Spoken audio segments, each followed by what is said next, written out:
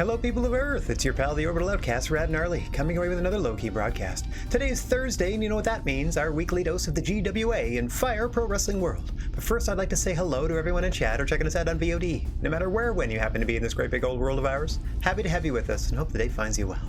Alright, I took the liberty, as per usual, of booking our first event, because if I didn't, these streams on Thursdays would be 4.5 hours. Oh, we need one more high five. Get to 169. Nice. There's a bit of a timeout. Yeah, there we hit it. And hello to you, hello Pogger. Hope you're having a nice day. Alright, as I said, I'm pretty sure. Let me double check my merch. Yes, I produced fresh merch. I upgraded. Look at the expenses there. 6 mil this month. But it's because I upgraded our gymnasium so we can accommodate a bigger roster.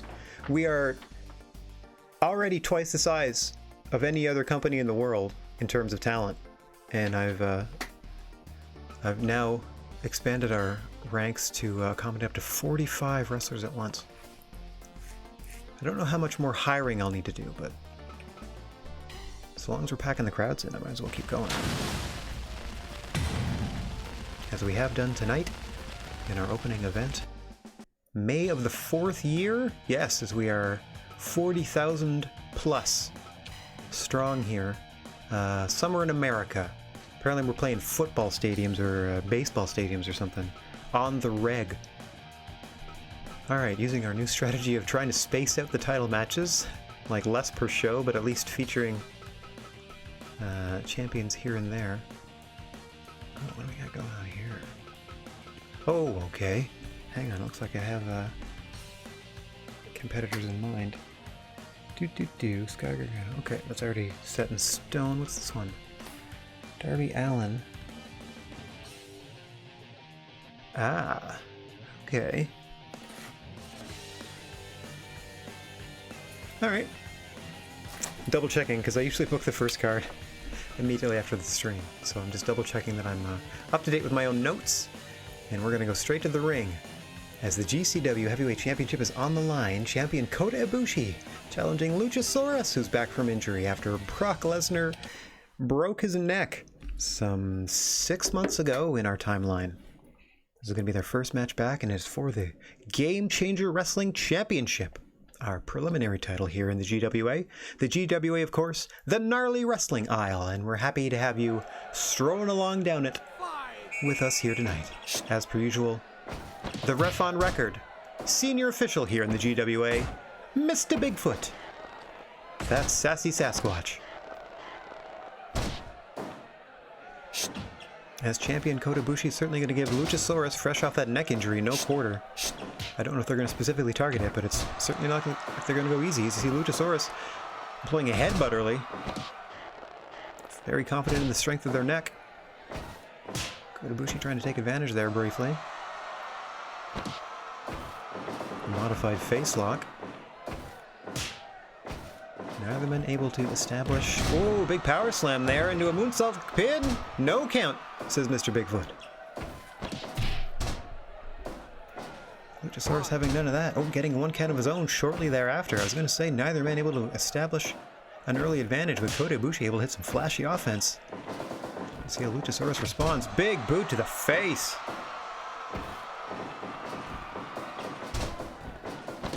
Oh! Just spiked him with that Hurricane Rana. Dare I say he Frankensteiner. As these matches usually build slow, but both of these competitors going for the gusto early. Ankle lock now. Ibushi trying to slow things down, but Luchasaurus quick to kick out of that. Quite literally in this case. Don't know how much damage you're going to do or how much of a pin you're going to get just off a clubbing blow to the back of the head. That may have been more to wear Kota Ibushi down, but those mid-kicks prove that he has plenty left in the tank, folks. Luchasaurus off for 6 months, as we said, with that neck injury. Might not quite be in ring shape. Kota Ibushi, a regular competitor here in the GWA. Give up! Give up! That could play to the champion's advantage as this match progresses. We're only 5 minutes deep after all, as you just heard the announcers mention.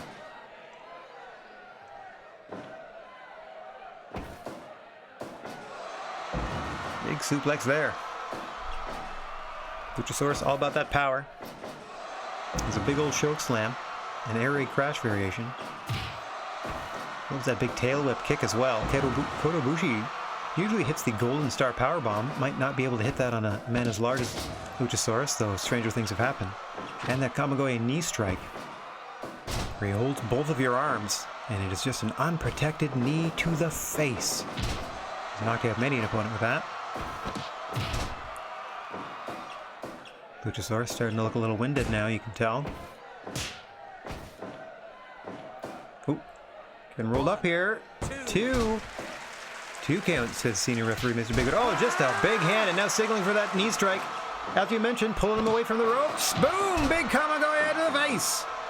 1, 2, no! Just 2. Luchasaurus powers out. Handily. Not much on that chokeslam though, just kind of bodied him to the mat there. The champion Kota Ibushi remaining in control, just spiking Luchasaurus repeatedly on his head, attacking the head and neck over and over. Oh, big counter spin kick there from Luchasaurus. Oh, Pele kick to the face. Oh, another strike to the head. Kota Ibushi is on another level right now. Luchasaurus has got to gear up.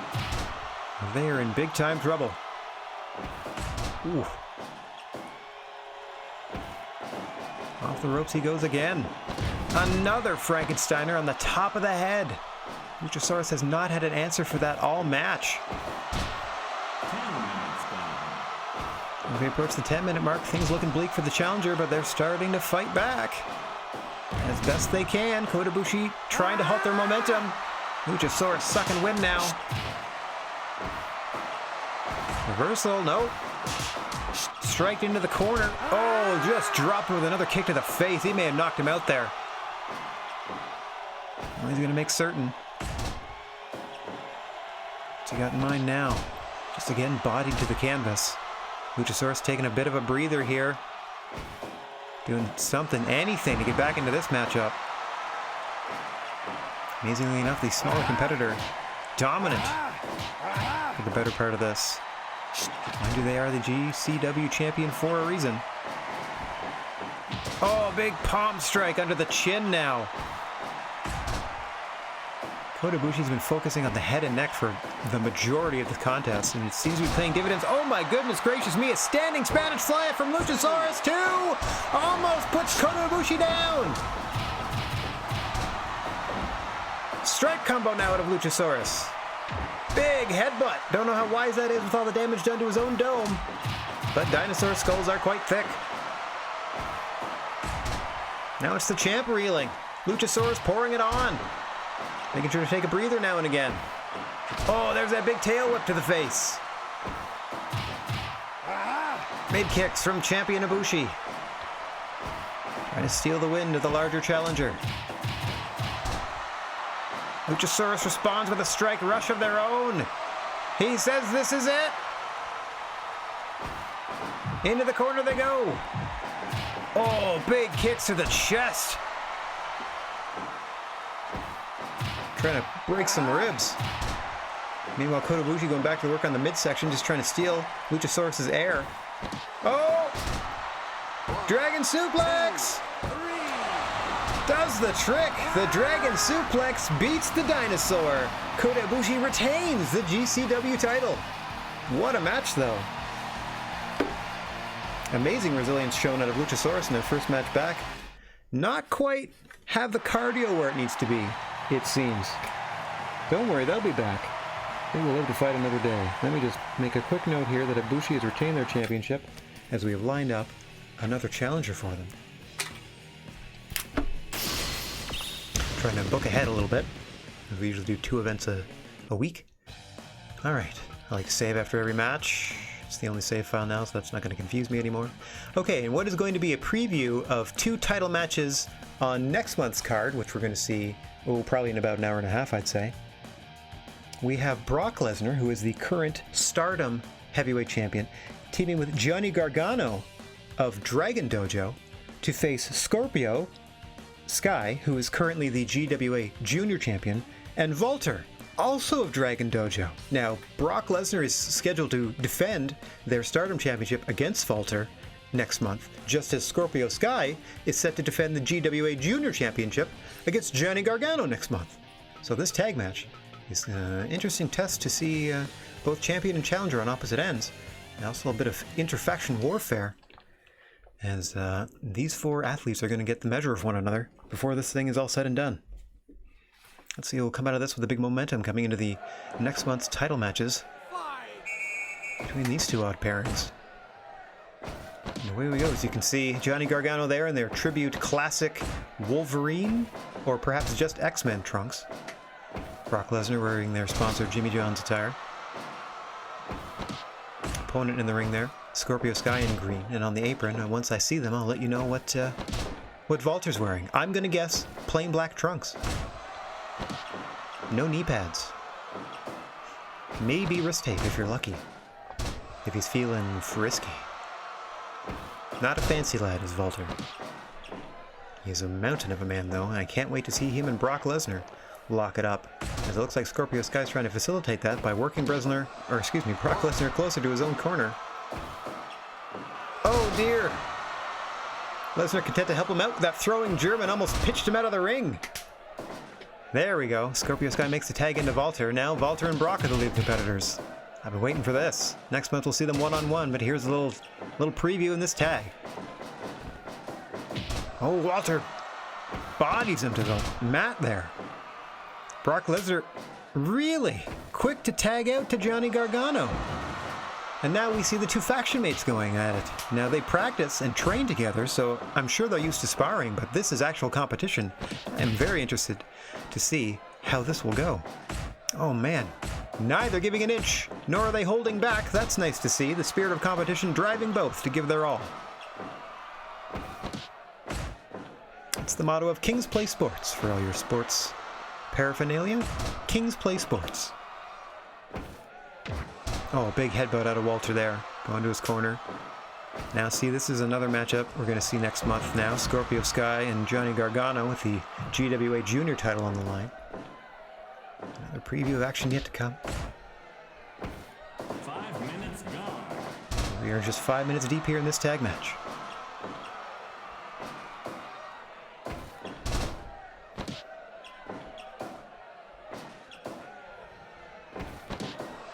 Too close to the ropes, I'm going to call it already. Yep, Mr. Bigfoot agrees, and no count there. Swinging neckbreaker out of Gargano gives him enough time to tag out to Brock Lesnar, as we now have another size mismatch in the ring. Gargano, I guess, seen enough of the champion for the moment. Lesnar having a bit of a tough time putting up any sort of consistent offense, but what he hits you with is devastating, don't get me wrong. As you can see him winning a strike battle easily there with Scorpio Sky. Snaps off a nice head scissor on his way to tagging in Walter. Excellent teamwork out of these two, having never teamed before. Making sure to keep the fresh man in the ring at all times to try to keep your opponents off balance. His gut wrench there from Brock Lesnar. Trying to keep Walter in his corner so he can tag in and out to Gargano. Also wiser to keep your opponent in your half of the ring for any pin attempts. To give their partner the entire ring to play with. Oh my goodness gracious me! Throws him over the top of the belly to belly, then tags out to Johnny Gargano, where everything is legal on the floor. There are no countouts or disqualifications in the GWA on the floor. This is all legal until the two competitors that are the legal competitors, the two legal fighters, are back in the ring, and we know it to be Johnny Gargano and Walter at this moment. As we are in a wild melee. Godzilla clutch on Brock Lesnar from Walter. Oh, punch to the ding-ding there. I saw that.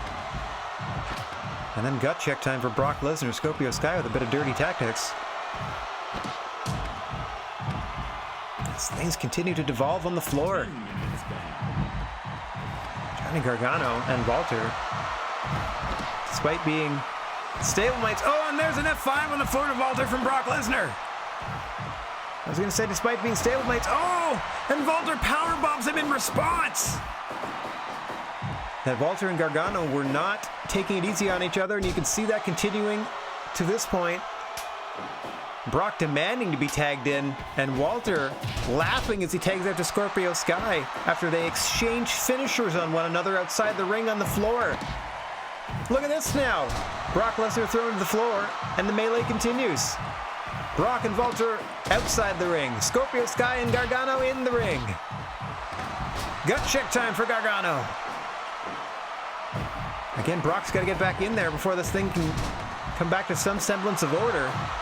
As he just throws Walter. I think he was trying to pitch him onto the ramp, but couldn't quite make it.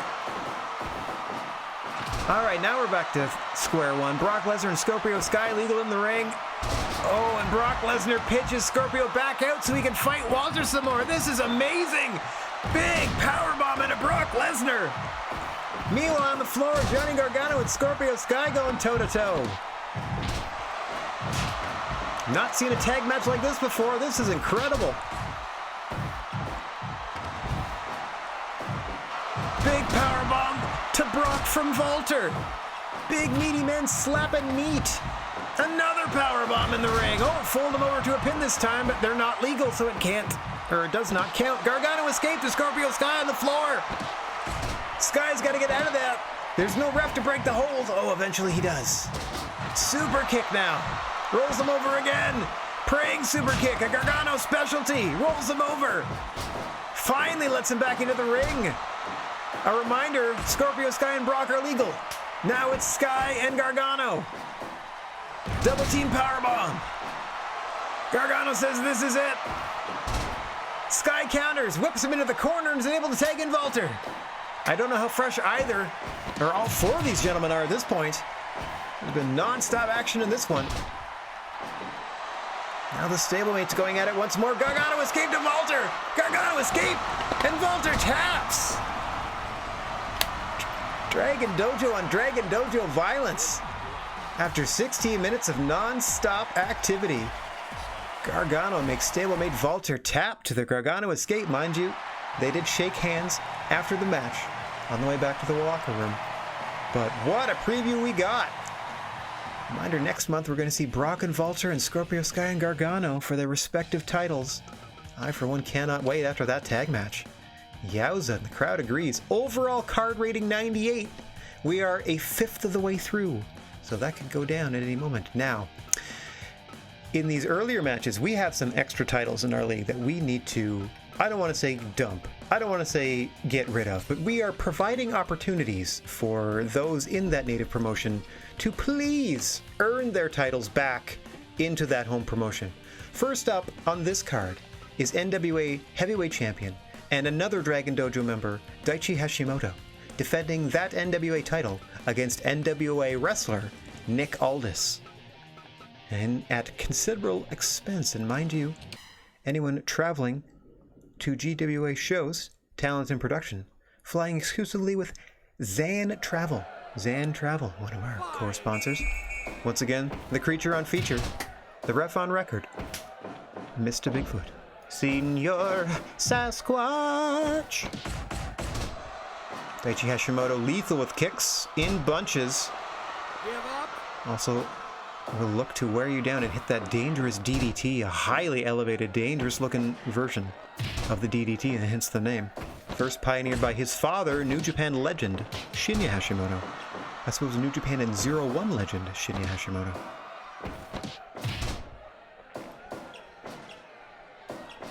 Nick Aldis, of course, formerly known as Magnus in TNA/Impact Wrestling. Now the cornerstone of the National Wrestling Alliance, as their in real life NWA champion. Their video game counterpart here would love to take the NWA title back to the NWA, and I would very much like for that promotion to regain its main championship, because promotions seem to die out at the rate of 2 or 3 a year in this game, and I would like to stop that. I'm okay with being the biggest dog in the yard, but I have room for other pups. That's right! Gadget, nice to see you. Nick Aldis was also in Ring King. That was a very interesting experiment by the TNA folk. I have fairly fond memories of that. It was his own self-contained universe, and they paid the crowd quite well to react to everything. So it always seemed like it was pretty hyped to be there. Gee, I can't imagine that's on YouTube anymore. It used to be in there in its entirety.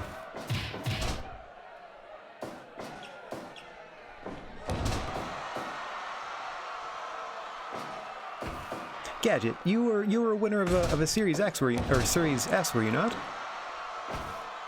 If that's true. 5 minutes gone. If that's true, I'm just gonna extend my congratulations. I know it's Poppy Gadget on Chop House Discord, but sometimes the Twitch names don't line up. Yeah, it'd be really easy for me to, if you wanted me to act scared from Big Papa Pump, even at his advanced age. Yeah! Awesome.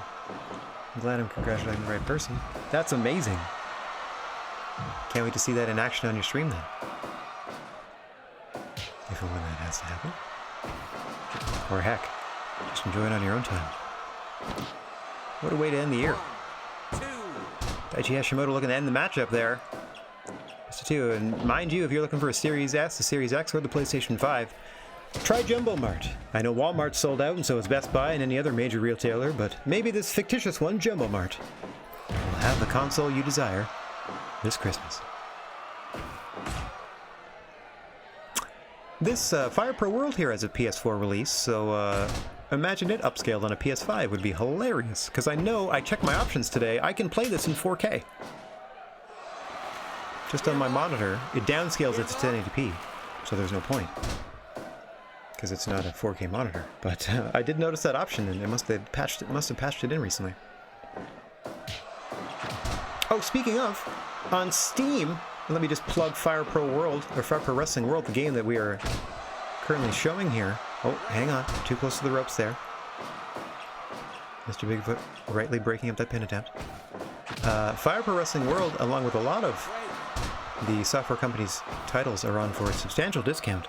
I can tell you in Canadian it's about $7 for the base game, and then the Fire Promoter mode we are currently playing, which is DLC, and there is a lot of reasonably priced DLC available for this game. It's about $9 for like 16 Canadian, which is probably $10 US. You too can run your very own wrestling promotion. Every created wrestler Big knee there almost puts away Nick Aldis. Every creative wrestler you see is compliments of the Steam Workshop and the talented men and women, and all points in between, that have produced tens of thousands of wrestlers. Oh, big kick to the face there, almost knocked out Nick Aldis. National treasure. Trying to do their best to bring their title back to the NWA, and Daichi Hashimoto, proud champion, hanging on for dear life. As you can see, those mighty strikes out of the champion. Lethal kicks from Hashimoto. Big Samoan drop there for Aldis. Taking a bit of a breather. A bit of a mountain climb for the challenger once again in this title matchup. Sticking with the basics. With Nick Aldis. Over that, what has he got? A big Michinoku drive? Or Falcon Arrow variation? I think. Oh my gosh, top rope brainbuster. Spiked him on the crown of his head. 2, 3, and that was it. Spiked him with that second Brett's rope. Spike brainbuster. Goodness gracious me. Nick Aldis unable to return the NWA title to its rightful home. Daichi Hashimoto retains and remains NWA champion. Ba-boom. Top rope vertical suplex, they're going to call it, but good lord, they ever drop him right on his head. Alright, and I think this is just a strange bedfellows type of situation. Oh no, it's not. This is faction warfare. Darby Allin and Alex Zane, representing Camp Firefly, are taking on Finn Balor and Bronson Reed, 2/3 of the 6-person champions here in the GWA, but both representing the Demon Club. Now, Finn and Bronson, fairly high-ranking members. I would also say Darby Allin probably the second in command, the Fireflies. Though Brody Lee and possibly Luchasaurus might argue that with Bray Wyatt. Anyway, faction warfare continues. Camp Fireflies versus Demon Club coming up next. Looks like Darby Allin's going to start on their side, and Finn Balor is going to oppose them. These two met for the NXT title on last month's show, with Darby Allin coming away the victor and the new NXT champion. We're going to see them put that title on the line next month. I think it's a competitor to be determined, with some match results later to come. Finn Balor looking for a measure of revenge after his title was taken by employing one of the heavies of the Demon Club. There's no shortage of danger in any of the stables, but especially in Demon Club, you look at the likes of a Bronson Reed, Doc Gallows, who will put you out quick. 10 minutes or less, Doc likes to work, or a Penta El Cero M, wildly unpredictable. Finn Balor himself has the demonic side. Not to be outdone, though, of course, Camp Firefly here, represented by Darby Allin, who hasn't met a structure they haven't liked to dive off of. And Alex Zane, kind of an unknown quantity, but certainly a very talented light heavyweight in their own right. Should be an interesting matchup then. 3 more of the diminutive competitors in their respective stables. No shortage of power, though, on display from Darby Allin, easily getting Bronson Reed up there.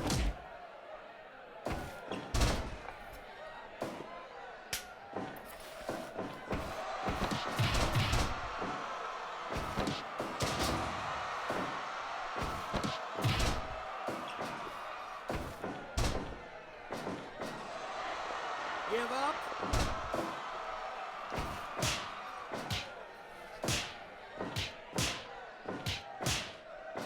Two men slugging it out. Bronson Reed getting the better of that, but exhausted himself in the process. Now trying to better position Alex Zane, who whips him across the ring. This is actually to the benefit of Bronson Reed should he need to make a tag.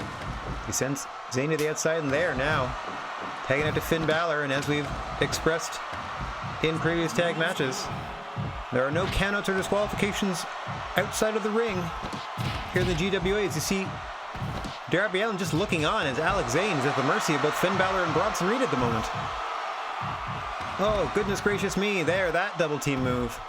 Finally woke Allin up as they come to aid their partner. Finn rolls back inside, reveling in the violence. Now we're waiting on Zane to get back inside here so we can get back to some semblance of order. As now, Camp Firefly side having a chance to double team Bronson Reed. And him doing his best to fend them off, being pretty successful about it too. Oh, nice flipping drop kick there. All right, things will settle down. Oh, 1916 on Alex Zane, just like that. 1, 2. Oh, almost finished the matchup. Finn Balor waiting patiently to unleash his finishing maneuver on Alex Zane as soon as he got back in the match. Barely survived. Able to make the tag, though. Bronson Reed in, as well as Darby Allin, now your legal 2. Big hip toss there. Bronson Reed going up top. Oh, a mighty splash, but too close to the ropes. I think he knew that. Just wanted to punish Darby Allin. Now, quick tag out to Finn Balor.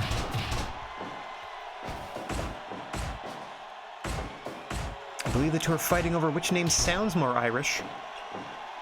Darby Allin or Finn Balor. Mind you, Finn Balor is literally made up of 2 Celtic gods or monsters or folk heroes or some such. Darby Allin has their, I believe their ring name, their roots are in musicians. I'm fairly certain it's G.G. Allin for the Allin part, and I couldn't tell you where Darby comes from. Stuffed him. With a bit of a snap brainbuster there, did Finn Balor, but unfortunately for him, in the wrong corner. 10 minutes gone.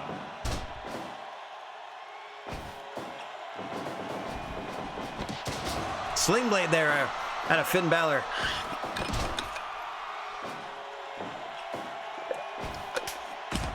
And a European uppercut from the Prince now. And in the wrong part of town.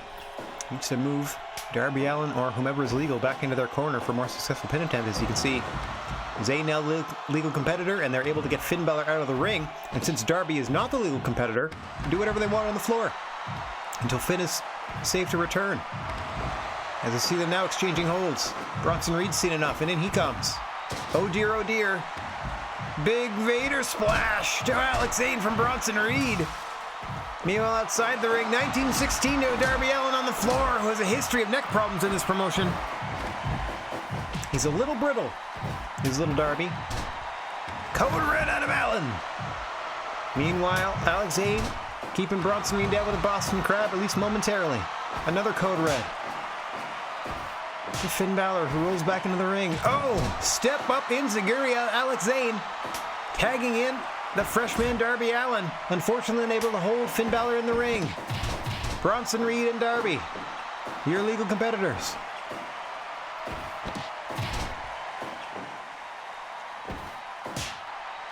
Bronson Reed trying to keep Darby Allin in that corner, as we said. Makes it harder for Darby's teammate to break up a pin if they have to go all the way across the GWA ring. Pin at center. You can see only gets a 1. Neither side thought that was a serious pin threat, so no one came in to break it up. Bronson Reed out the ropes now.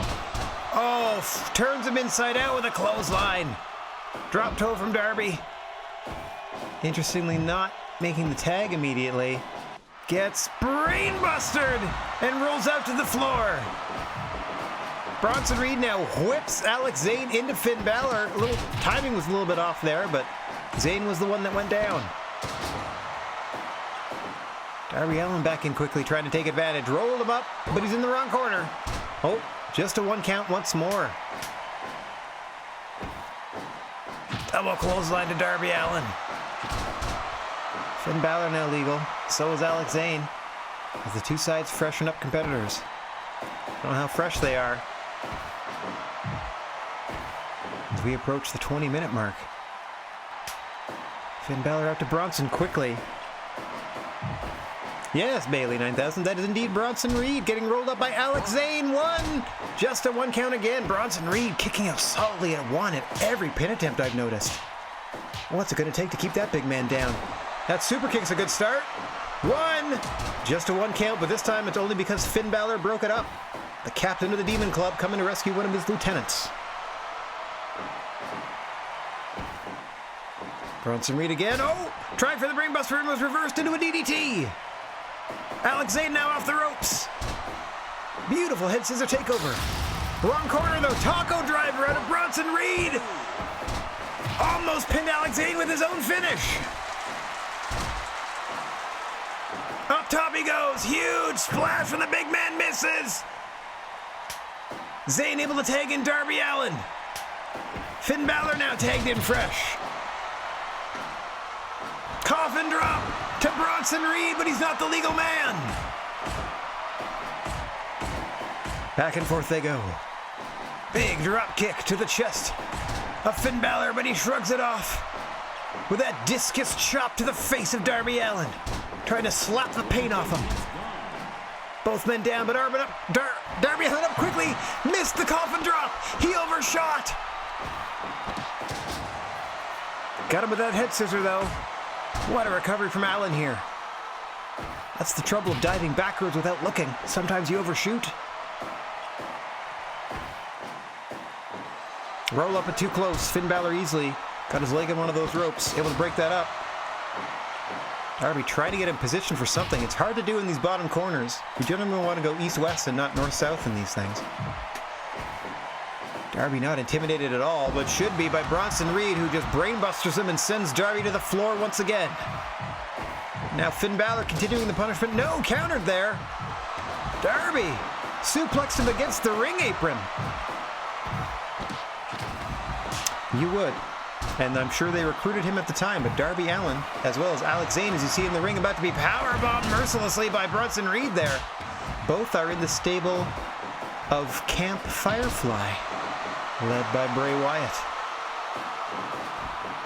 which I think is another decent fit for Darby Allin. Oh, ho, ho. Bronson Reed missing with that clothesline. Allowed Alex Zane to deliver that vicious shove to take the big man down. 450 to the back now.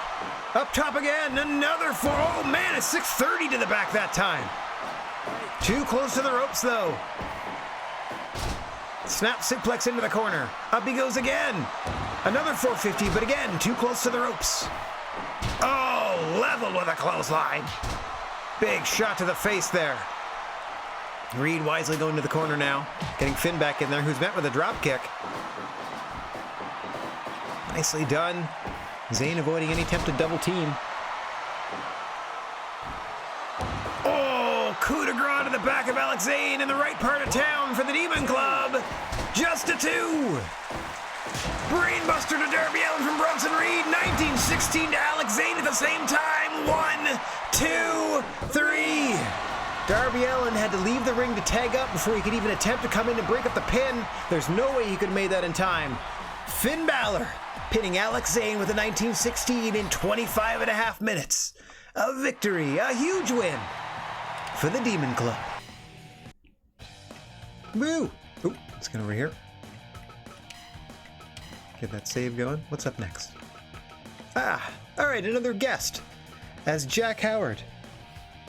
Leader of the industry, the Hollywood hunk, Jack Howard, a GWA OG, one of the pillars of the industry.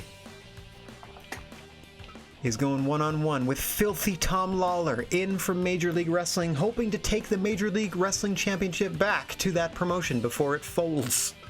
I'm doing my best to get these championships back to the promotions that need them, because mine doesn't anymore. Let's get to the ring now and see what Tom Lawler can do against a GWA vet, Jack Howard. Oh, hello, Pogger, firmly in the camp of Jack Howard. As well, you should be. Sterling record here in the GWA, and quite the flashy moveset. I am. I'm trying to give all the belts back that I stole. I'm doing my best. I mean, I'm providing opportunity for the wrestlers to earn their belts, like the wrestlers in those promotions to earn their belts back.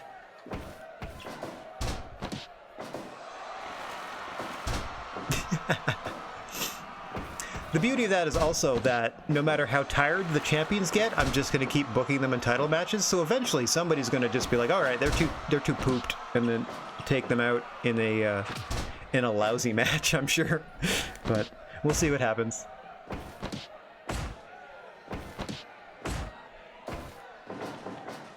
Filthy Tom Lawler here. No stranger to GWA competition, actually. Oh, as we see this butterfly suplex with the bridge. One of the staples of Jack Howard's moveset, and a beautiful move to boot. Tom Lawler was actually the MLW champion when he lost the belt to a GWA competitor in the first place, so I believe they're still the MLW Junior Heavyweight Champion, so this is them trying to bring back the second half of their double crown to MLW. Let's see if they are up to the task. As we've stated, Jack Howard has been here since day one. A formidable opponent, but Tom Lawler, of course, MMA trained, now with a pro wrestling slant to their tactics. Certainly a multi-sport threat. And a very violent competitor, if I do say so myself. I've seen some of their matches. Oh, a big fall-away slam into the corner post out of Jack Howard. Might have snapped Tom Lawler's spine with that one.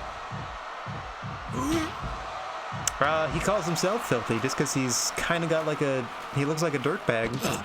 I think that's why I think the nickname comes from. He probably earned it in MMA somewhere. TKO there, speaking of MMA. And another fall-away slam. Jack Howard having his way with Tom Lawler on the floor here. I'm just assuming.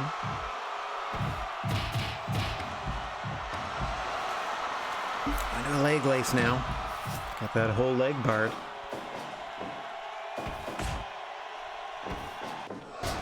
Oh, rolling Germans. Likes to do these in sets of 3. There it is. 2. Just a 2 out of Senor Sasquatch.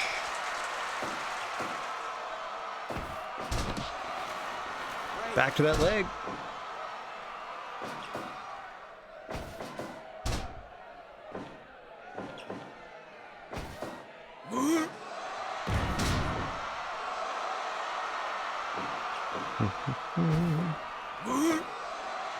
Oh, spiked him with that brainbuster. Jack Howard will be looking for package pile driver to put his opponent away. Hopefully Tom Lawler, I think, is going to go try to submit Jack Howard as soon as they can, in whatever method they can. You'd seen them working on an arm earlier. They got a leg lock they've been working as well. Grab a limb and hold on. There you go, trying to choke out Jack Howard now. Not much of an effort there, as Howard is easily able to break it. As we approach the 10-minute mark here. Nice double arm takeover there from Lawler. Here we go. There's that package pile driver we talked about. Right into the Shikoku Mart logo. 1, 2, 3. Just like that. Jack Howard puts Tom Lawler down. And the belt remains stolen. It remains the property of GWA athlete Jack Howard. As you can see, Lawler's breathing so heavily, their tattoos are popping back and forth. In a match that disappointed most. Good thing we had those barn burners earlier. Oh, you dipped my overall match card below 90. I'll remember that, Tom Lawler. But again, another title defense for Jack Howard is going to make them make their body sleepy.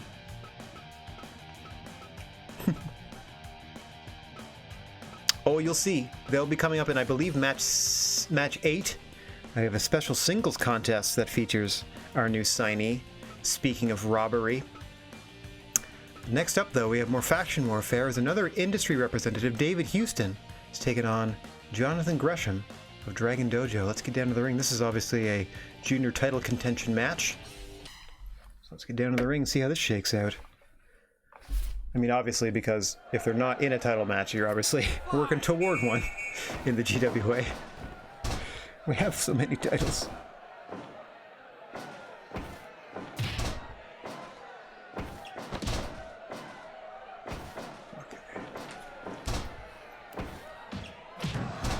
Yeah, could be. Crowd might have been anti-theft. Or it just could have been that Lawler didn't put up much of a fight to get his property back. Either or. David Houston was one that requested this match, by the way. Said he was tired of all the new junior heavyweights coming in. And checking our records, we only have like 16 of them? Like, that's barely enough to do a tournament. Like, we finally have a division. I believe they just feel as though the talents of one David Houston will be watered down in a division that can't solely feature them anymore. So I feel that's more of an ego concern than any moralistic one. Now, Jonathan Gresham looking for, I believe, their first taste of single success here in the GWA. Yeah, there you go. There's more than the 205 Live roster is represented by us. Excellent point. There's like 12 of those guys. I feel bad for them. I mean, sure, they're getting, matches in and they're getting paid and they're getting their opportunity, but other than people in the company, who's really like amped up? Who's really into 205 Live, but the people involved in making 205 Live, I like that they integrated the belt into NXT, though. That's pretty cool. Yeah, Kendrick deserved more than his, 7-minute WWE Championship run in that one scramble match. What a great moment that was. Yeah, he's too smart and talented and has too wild of an imaginative mind to just be a guy that wrestles occasionally on 205 Live and says some interesting things in a backstage statement every once in a while, Give him he can talk. Give him a bunch of people. Like, he could pull off Cult Leader. Give him a bunch of people that he's the mouthpiece for. But they don't like people being associated with any, wrestlers aren't really much friends unless they can use that one-on-one friendship to then spin off into a one-on-one feud later, you know what I mean? Like, they don't really tie people together very much anymore. I wish they would. It'd be easier to make Survivor Series teams, for one. Meanwhile, Jonathan Gresham here. Big pile driver to David Houston. Looking to make an impact. As we said, looking for their first taste of single success, David Houston. Rose to prominence here in the GWA is the early cornerstone of our junior division, as we've said. Lethal roll-ups from David Houston also employs the Angel's Wings. As you can see, also variety heads us to takeovers. And Moons, oh my goodness me, missing with the springboard missile dropkick. Counter the head sister takeover of Gresham's own. They're looking to lock Houston into the octopus. Stunner out of Jonathan Gresham. Oh, hell yeah. Off the ropes comes Houston in response. Pop up, roll up, Hurricane Rana pin. No, just a 2.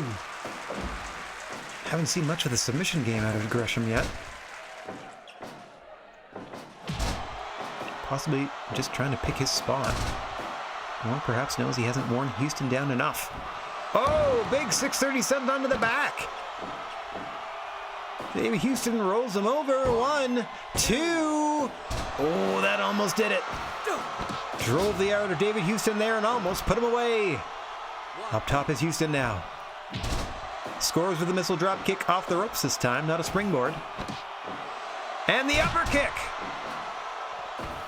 But Gresham gets right back up and hits an enziguri. Shaking it off is Jonathan Gresham. Oh, David Houston responds. Takes him down with a drop toe, trying to reposition him, but he can't really get him moved anywhere. Rolls him up. 1, 2. We talked about him being deadly. He's won many a championship match with that very roll-up.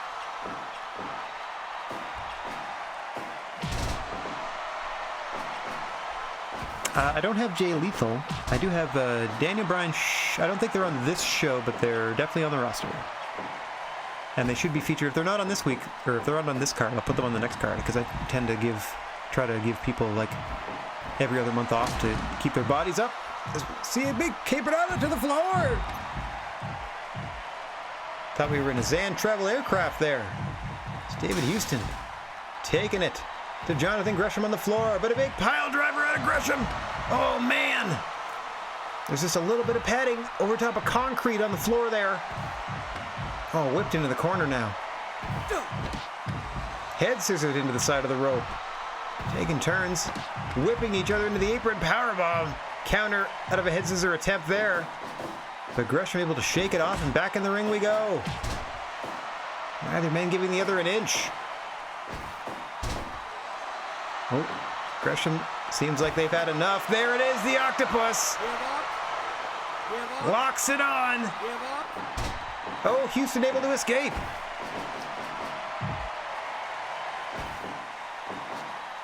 Getting set up on the top now. Top rope. Hurricane Rana from David Houston. Gresham puts him right back into the octopus.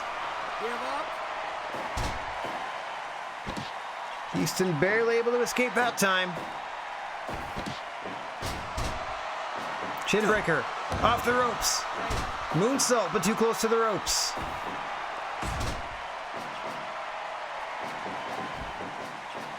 Oh, low drop kick. Trying to take his knees out. Gresham is sucking wind. I don't think he was expecting this type of pace out of David Houston. Big super kick. Shrugged off. Drop kick to the chest from Gresham. Drops Houston. Allows Gresham a little time to get some wind back.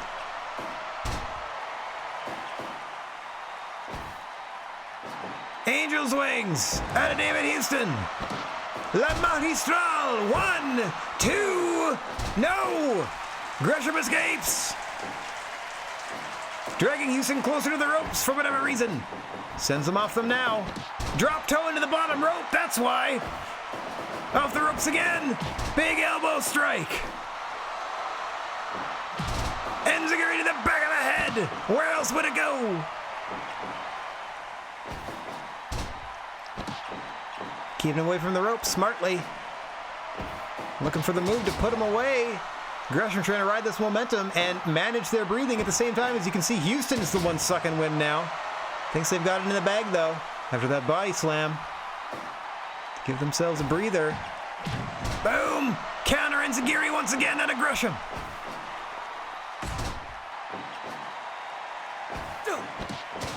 Head scissors into the center of the ring. Houston not giving up without a fight. Drop kick to the back of the knee this time. Oh! Trying to get Gresham disqualified. And that's it! Mr. Bigfoot buys it! Mr. Bigfoot thought Jonathan Gresham was going to swing a chair at David Houston. David Houston, your winner by disqualification. What a dirty tactic. A silly finish to an amazing match between David Houston and Jonathan Gresham. Nothing really settled between these two. I'm sure we'll see them in competition again in the future. All right, coming up next, the NXT Junior Heavyweight Champion. I guess you could call this the NXT Cruiserweight title. Is on the line as Naomichi Marufuji defends the title against Solo Darling, representing Camp Firefly, also aligned with Bray Wyatt. is Solo. Has been performing spectacularly in 6-person tag team matches, so earned themselves a shot at a junior title here. Marufuji, of course, one of the most famous producer wrestlers of the past, 15, 20 years? Cornerstone of the early days of, well, still a cornerstone of Noah.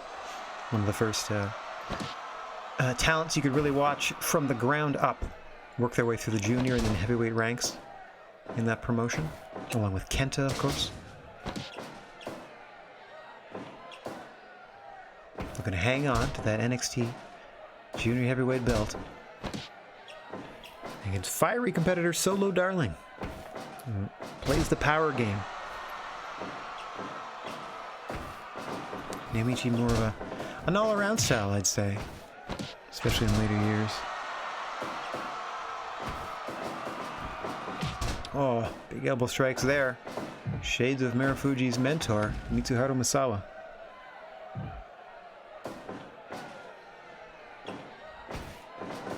Yes, indeed, David Houston was technically the winner of that last match by disqualification, and it was for potential junior title contention, but I don't know, the GWA management is going to take the quality of the victory into account. We'll see what transpires next month.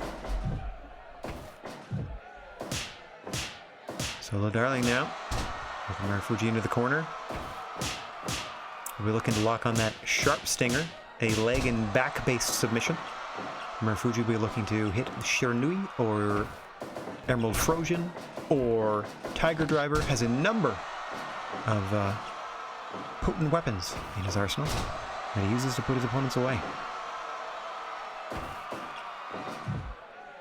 In the corner they go again. Oh, German suplex now. And a no count, says referee Mr. Bigfoot. We are 5 minutes deep into the feeling out process between Naomichi Marufuji and Solo Darling. A 2 count there. Darling responds with a snap suplex. A chin crusher. Doesn't put Marufuji down, but gets whipped into the corner. Big body press there. Oh no, Emerald Frozen to Solo Darling. Marufuji doesn't have enough to make the cover right away. 1, 2. Almost does the trick, but not quite. That slight hesitation may have saved Solo Darling's bacon there. Oh, spin kick to the back. Right in the kidney. Enziguri. Marufuji says this is it. Oh, nice axe kick to the back of the head, and a La Magistral cradle at a Solo. But Naomichi Marufuji able to grab that bottom rope and break the cover attempt. Another Emerald Frozen puts Solo Darling down. 1, 2, no! Stronger kick out this time out of the challenger. But a heck of a mountain to climb. After being dropped with a pair of Emerald Frozens. From Naomichi Marufuji, to this point, we're not even 10 minutes deep.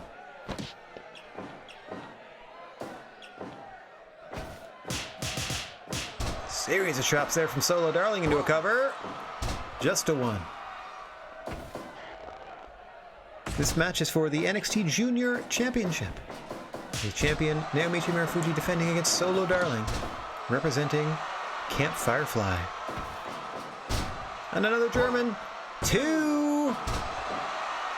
Darling barely able to kick out there. Tiger Driver now. 1, 2. Another narrow escape for Solo Darling there. Being set up on the middle rope. Up to the top. Top rope Spanish fly. Darling's in trouble. Marufuji's feeling it. Tiger Driver. 3. That'll do it. That series of finishers built up and built up until Darling could take no more. A successful defense of the NXT Junior Championship for Naomichi Marufuji. An efficient 10 minutes and 18 seconds. That top rope Spanish, like that sequence at the end there. 4 finishers in a row, essentially. Anything off the top rope to me is a finishing move. Ah, there you go. There, now the cat's out of the bag. It's to see our new signee get ready to fly. Oh, because you don't want none. That's right. AJ Styles is in the GWA, and we put them in the ring with Will Ospreay right out of the gate. No titles on the line here, just pride. Just a way to introduce yourself to the GWA audience. Both of these gentlemen, by the way, employ a springboard forearm. That might come into play later, as we see AJ Styles in GWA action for the first time. Now a full-time member of the roster. We stole them from WWE because they weren't happy about their situation there. The grass most definitely greener here in the GWA. Ospreay should be more than up for the challenge, I would gather, but we'll see. Ospreay, by the way, an official edit as part of the New Japan add-on pack. AJ Styles was created, as was about 95% of the edits, by a single member on the Steam Workshop, the Avenger 3. So, mad props to them, and a big shout out, by the way, to Sela Uki for the follow. I should have shouted them out earlier, but I was too engrossed in our activities here. I believe that pushes me close to like 90. Holy moly. Almost triple digits. That's exciting.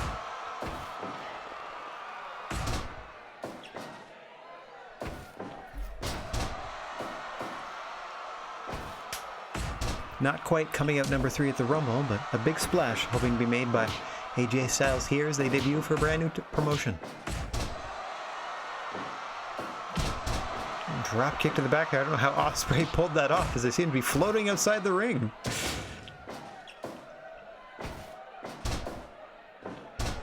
These men, I believe... Did these guys ever face off in New Japan? Probably. But certainly not since Will Ospreay's put on like 30 pounds of muscle, or like 20, 25 pounds of muscle. He's enormous now. At least comparatively speaking. AJ, savvy ring vet, used to very much be in shoes similar to that of Will Ospreay, as a somewhat physics-defying generational talent. As you see the Styles clash there. 1, 2.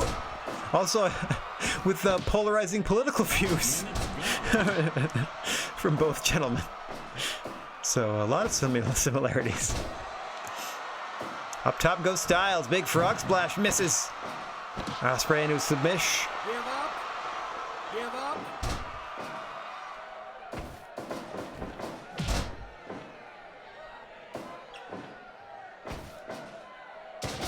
Ospreay, surprisingly, trying to be the one to slow things down here against AJ Styles. Usually it's the other way around. Oh, shooting star, but a no count as Styles easily reaches the ropes. Here we go for the phenomenal forearm out of AJ Styles. Got him! Drags him away from the ropes this time so there can be no doubt. Hooks the leg. 2. Almost does it. At the 7-minute mark, he almost put Will Ospreay away.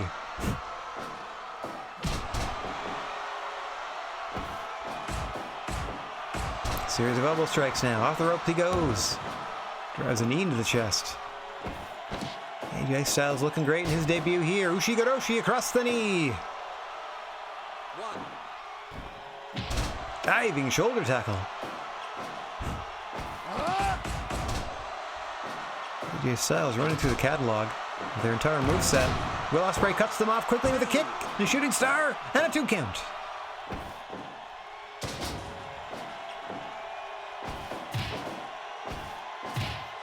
AJ may have tired himself out here in the early going. As Ospreay looking to mount a comeback now. Both men down, up at about the same time. Buzzsaw kick to the side of AJ Styles' head. Up top goes Ospreay. This could be anything. Shooting star again, but too close to the ropes. Both men content to slug it out here. Backhand shot from Styles puts Ospreay down so he can catch his breath. Trying to pour it on as the phenomenal one. Off the ropes he goes again. Another big knee.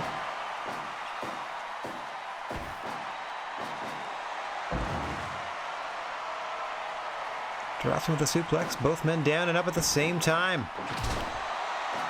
Super kick from Ospreay. Trying to change the momentum of things. Trouble in Paradise to the back of AJ Styles' head. 1, 2. Oh, thought he knocked him out there. Just able to escape. Is AJ Styles off the ropes again? Another Trouble in Paradise to the back of the head. Rolls him over. 1, 2. No! Stronger kick out that time from Styles. Super kick to the face of Ospreay. Oh, a straight right into the face of AJ Styles. Ospreay looking for that knockout shot, one way or the other.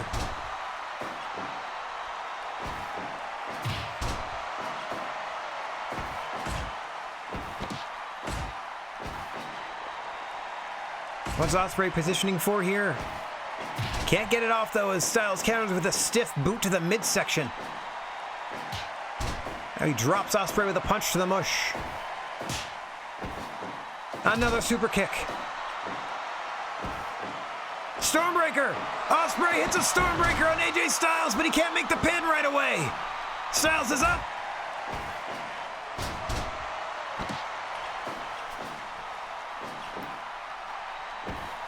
Off the ropes he goes. Bodies him down with a shoulder block. As AJ Styles starting to suck some wind. Gets sent off the ropes himself. Flipping dropkick and a beauty from Ospreay. Drops AJ Styles in the center of the ring where he DDTs Ospreay. Back and forth they go. Wheelbarrow Bulldog. A second one.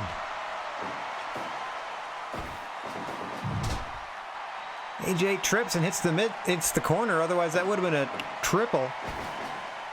Recovers with a super kick though, might have been playing possum. Hooks the leg deep, 1, 2, no! Ospreay out again. Styles says this is it, it's Styles Clash time. 1, 2, 3, he got him!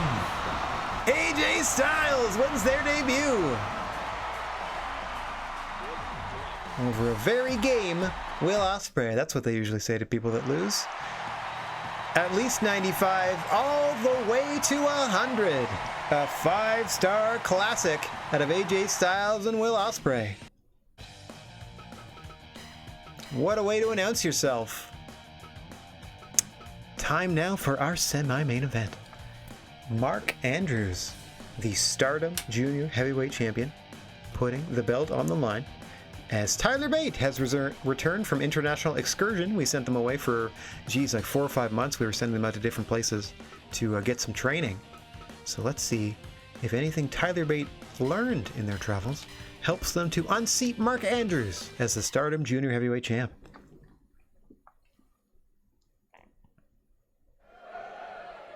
As always, the referee on record, Mr. Bigfoot. Big powerbomb there to start things out of Tyler Bate, countering Mark Andrews. I was going to say Tyler Bate looking especially no nonsense, but they always look no nonsense. A rakish grin at most.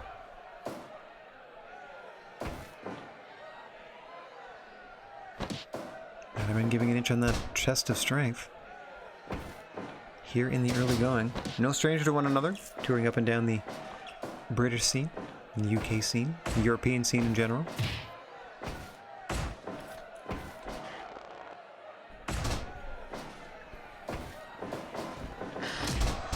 Oh, Fez press there. Elected not to go for a cover.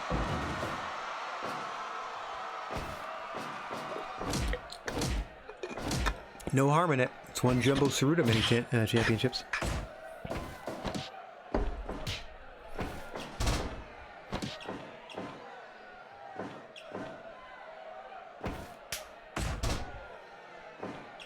It's two go to work now in the center of the ring. These early moments are usually about establishing yourself, testing your opponent, and trying to find that little thread that you can start to pull where your offense starts to hit a little harder, a little more frequently than your opponent's, and then continue to build that big momentum up until you can finally put them away with a signature or a finish. Give up. Give up. Here in the early going there, that's more of a wear down attempt than a serious submission, but look for Tyler Bate to work the arms, to hook them for that Tyler driver. Mark Andrews, I believe, uses a shooting star press as their finish, so they're going to want to drop Tyler Bate close to one of the 4 corners and have at it. As we've seen, it takes little to no time to hit something off the top rope, especially an athlete the caliber of Mark Andrews.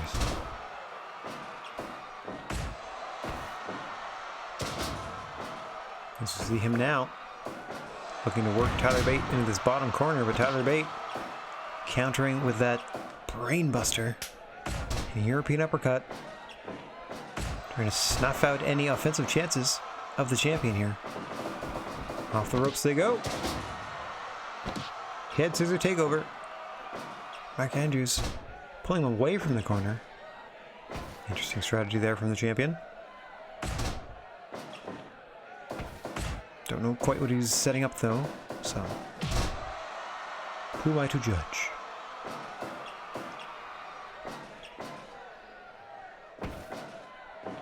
Up again and down again with the suplex. Tyler Bate now looking to come out on top here, starting to pull away a little bit from the champion in terms of quality and quantity of offense.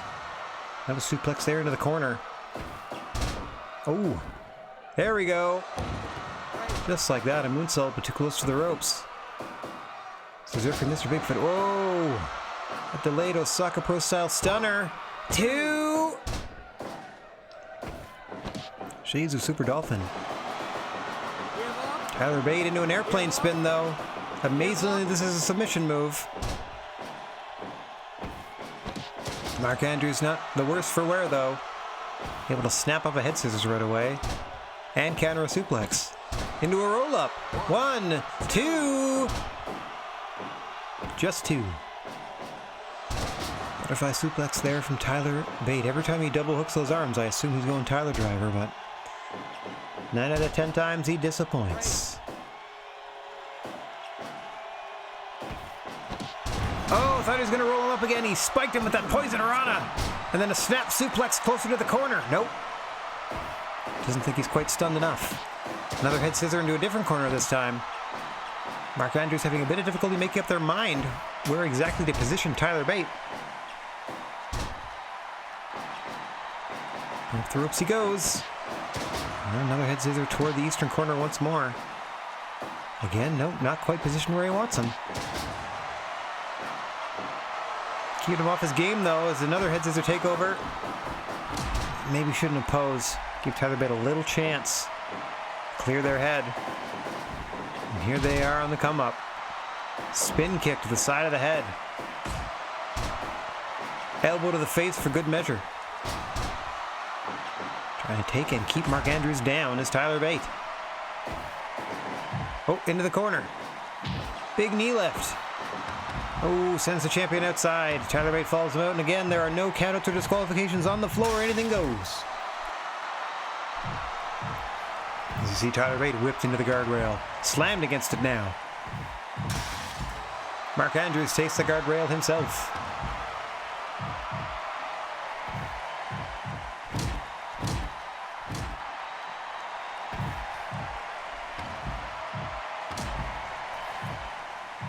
Crowd loving it. Oh, big fisherman buster from Mark Andrews on the floor. Tyler Bate trying to get a handle on the champion here, but Mark Andrews safely back inside, catching a bit of a breather, waiting for the challenger to return. Northern Light suplex and a beauty. 2! Got him! Waited him out! Snapped off that crisp Northern Light suplex. A beautiful bridge from Tyler Bate. Or excuse me, from Mark Andrews. And they remain your Stardom Junior Champion. I thought that match had the potential to really kick into like a 4th or a 5th gear, but it looks like we topped out at about a 3.5 with that Northern Light suplex.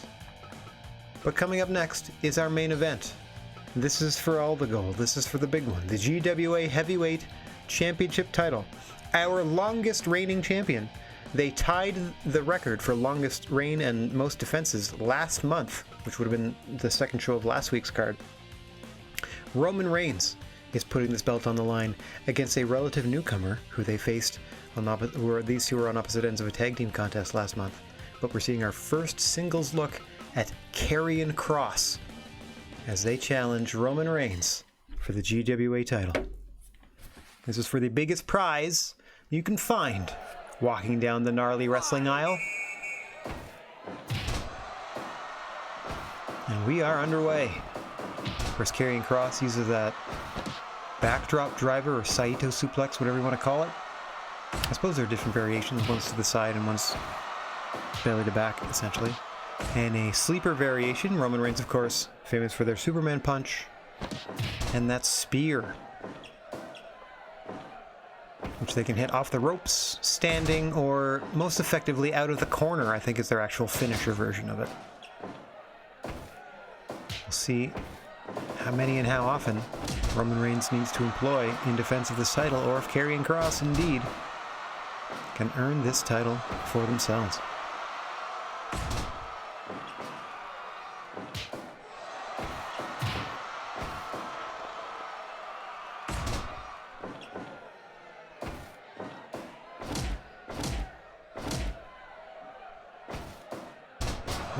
Armbar here out of Kross.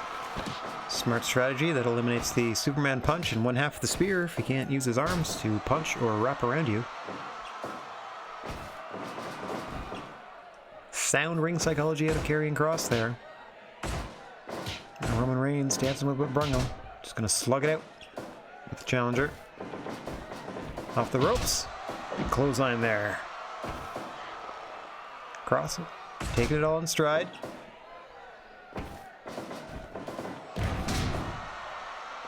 Like a mountain bomb variation in a Samoan drop there.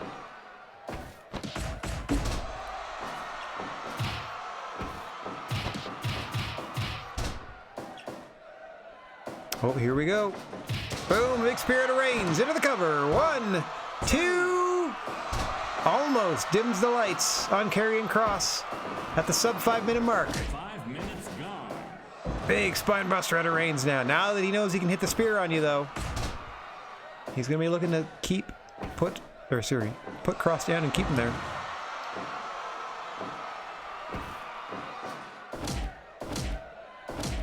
Heel Roman, like current incarnation Roman, is like the beautiful butterfly that has like pulled out of the chrysalis of that stupid chest protector and all the crap that has been holding him back from being dope for the past like 4 years.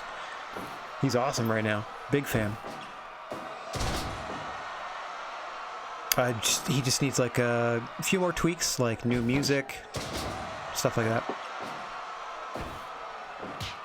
I don't want to ever associate him with the ba-dee-deep, ba-dee-boop, ba-dee-boop, ba-dee-boop-beep ever again. Like I could go a lifetime without hearing that theme anymore, you know?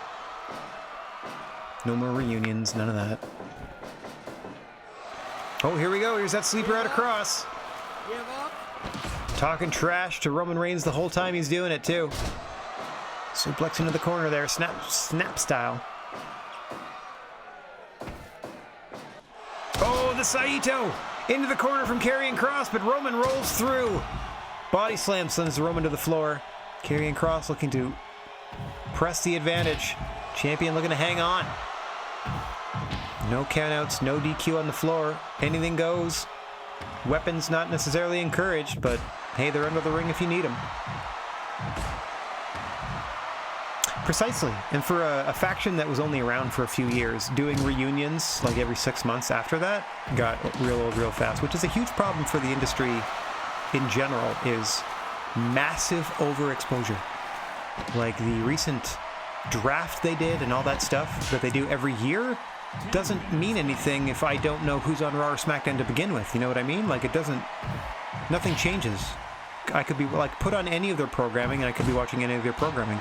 Except for NXT, of course, because I know it's NXT because everything is pitch black.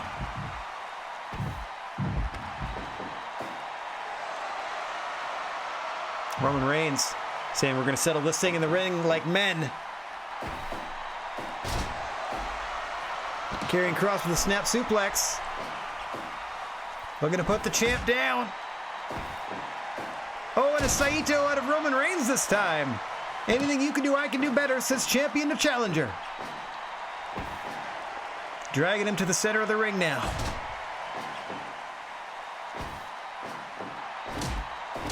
Kross trying to buy himself a bit of time. Bit of time and space. Content to slug it out. As he slowly works on that arm. Thinks that clothesline could do it. Roman responds in kind. Underhook belly to belly from the champ. but Cross is up first. Another snap suplex against the ropes.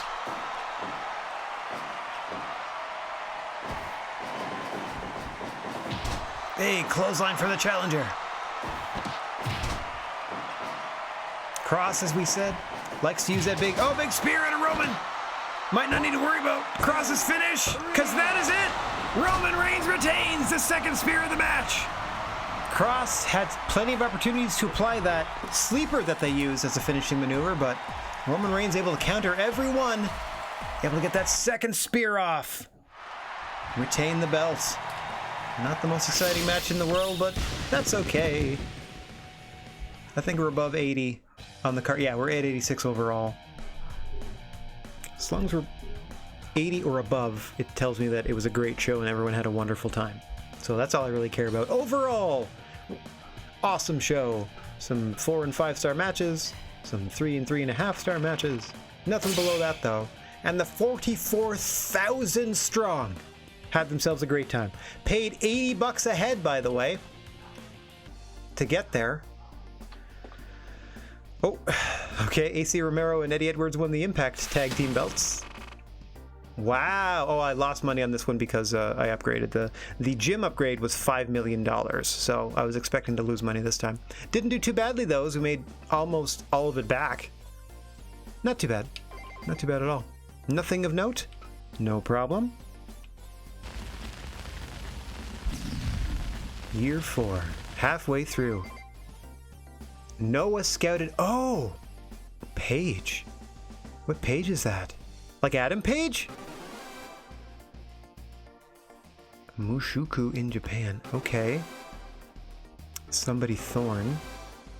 Mandy in America. RVD has left Impact.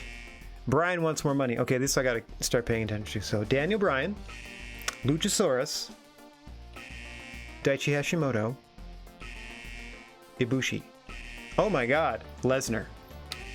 Bray Wyatt. Oh my god. Half a dozen of them. Okay, let's do that first. Consultations. Okay, so Brock Lesnar and Kota Ibushi were 2 of them. Brock, you dirty rat. Here. I'm bumping you up a little bit. Kota Ibushi. No problem. Oh, thanks very much for keeping a tally for me. Alright, I've done 2 of them. Oh, 2 of them are part of Dragon Dojo. Daniel Bryan. No problem. There you go. You're on par with the other sort of main eventers. Everyone's a main eventer in my mind, though. You're barely making anything, so this isn't going to hurt me at all. Okay, one more. Oop. Camp Firefly, Bray Wyatt. Trust D, I don't know why. You're making bank. There you go. Okay, so. Oh, Luchasaurus. Do. Also in Camp Firefly. Oh, no, they're not. No affiliation. Luchasaurus has left. I see. There you go. If you're making under 10 grand, I'm going to give you like a real big boost. But once you start getting like the 15-20 range, I'm going to be a little more selective as to how much money I throw at you. All right, management style.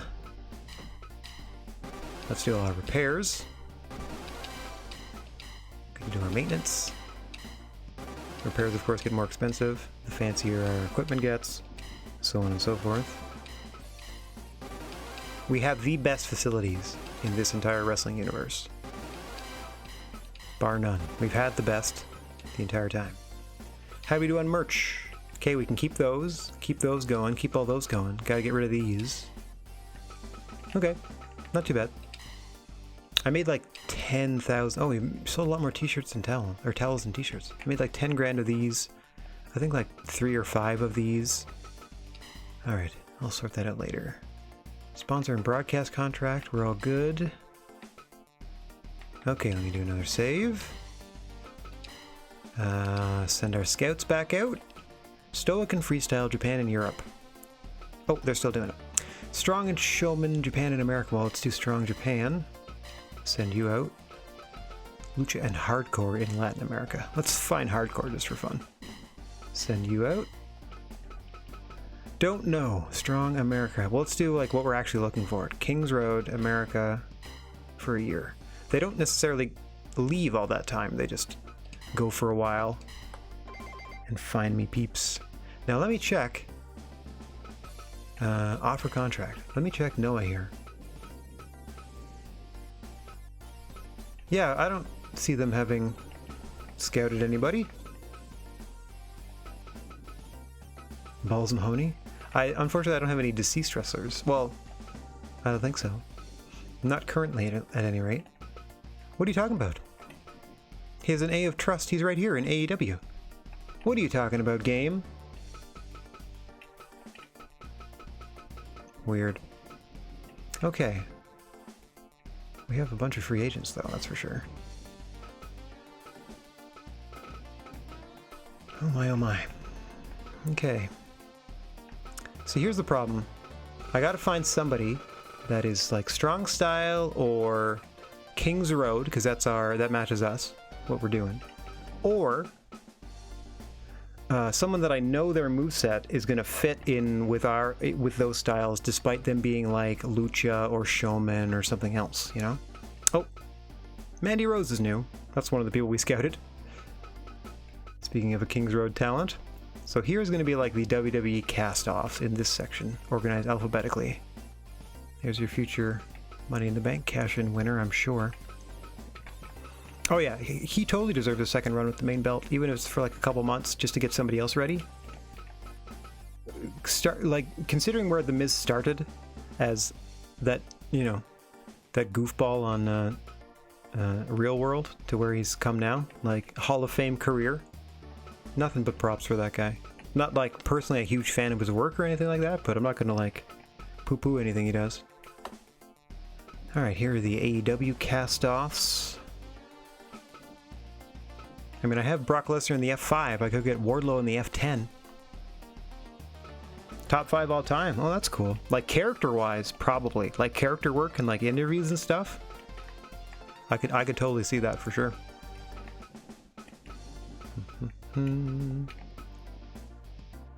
Ooh, Tracy Williams is a little too on the nose. Gianna Parazzo, this must be the Impact. Yeah, there's Chris Bay. I don't know why. I know his nickname is the Ultimate Finesser, Chris Bay. Why isn't his nickname Extra Tasty?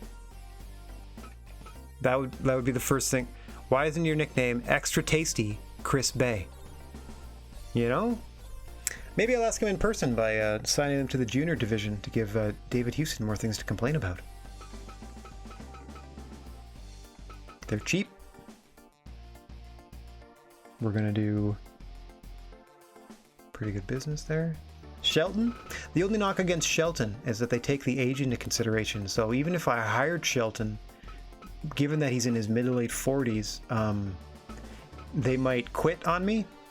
Like, pretty soon. I know I have taken a couple of risks in terms of like a Rey Mysterio in that regard, because they're also in their 40s, but internationally, like the stardom of Rey Mysterio balances out that way. Like every time I pass by Chris Jericho, I'm like, it kind of would be nice, because look at that popularity, an S rank in America and then BB and A across the rest of the world. I don't know why they're more popular in Latin America than they are Japan or Europe, but that's all right. Or maybe Europe's last. Anyway. But it's just like, because he's 51 is the problem. Or at least according to this, he's 51. I'm pretty sure he just said he was 50. Or maybe he is going to be 50 for a while. He's going to be one of those people. Like even this would be, like a Jeff Hardy would be good. But again, in his mid 40s, I'm never going to hire Jake Hager. These are, these ones at the bottom, starting with about, yeah, Chris Jericho down. These are people that left their promotions. Or the promotions they had no longer exist, as you see Delilah Doom here. I believe is the GCW Junior Champion, but GCW doesn't exist anymore, so she just has a belt on the indies. And I'm certainly not going to be the one to come take it from them. Speaking of top 5 all time for me, I would put Edge in that category, personally. Ooh, we already have a dude with Spear. Adam Cole, I would put bottom 5. James Storm is 45. The other thing we can do, and I'm trying not to, is you can literally You can literally try to take other people's... Man, I just want Davey Boy Smith to be healthy so I can bring them in. I desperately want to bring in Davey Boy Smith to try to challenge for the title, because I'm like, well, that'll be a good match, them and Jack Howard, but it looks like I'm going to have to bring in Old Man Swarner, if they'll agree. Or maybe I'll bring anybody that looks healthy. I'm just trying to bring somebody in. God, you guys are working yourselves too hard. I got to bring in somebody from the NWA. Eddie Kingston couldn't get the job done. Nick Aldis couldn't get the job done. I'm going to have to bring in Scott Steiner to take this NWA title. Anyway, I can worry about that in a second. First, though, yeah, Chris Bay would be a good fit, I think, because they're just like, well, they're 26, junior division. Nia Jax would be interesting. It is a genderless league, so to speak. Like, we do interpromotional or intergender fights, or whatever you want to call them. Kylie Ray has retired in the time since this game has started. Wish them nothing but the best. Do I want Chris Bay or do I want Taya Valkyrie, who technically has better stats? She's a C+, and a C+ instead of a C and a C. 5'8". That's a big lady. She looks imposing too when I see her on stuff. That's like the NWA cast-offs. Okay, see if I can do any better than Chris Bay at the bottom here. I could totally do a Jeff Hardy just for the popularity, but I like the idea of taking somebody that doesn't have much. Sammy is another controversial figure.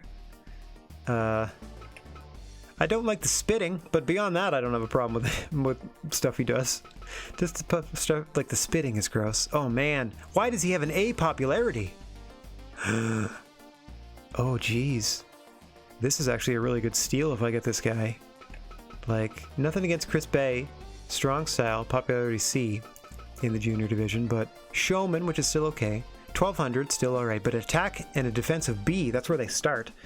That's sort of like quality of match you'll get out of them, or quality of the fight they bring. I'm gonna go for it. He fits in with a couple factions too, so he might end up in the Demon Club or in Camp Firefly. Alright, we have enough money to sort of just go middle of the road, but I'm gonna lowball him and see what happens. Actually, first, what I always do is make darn sure I've saved right before I've done anything. Okay, we did the scouts. We did all the other stuff. Where are they? They're down here somewhere. Boop, boop, boop, boop, boop, boop, boop. Alright. Alright, Sammy. They're concerned that our wrestling style doesn't quite match theirs. That's fine, because you're a showman and we are a King's Road promotion. But trust me when I tell you, once you get in the ring, all will be revealed. Everything will be fine. Ba-boom! Welcome, Sammy Callahan, to the roster. Lowballed them and everything. Okay, let me just jot that down.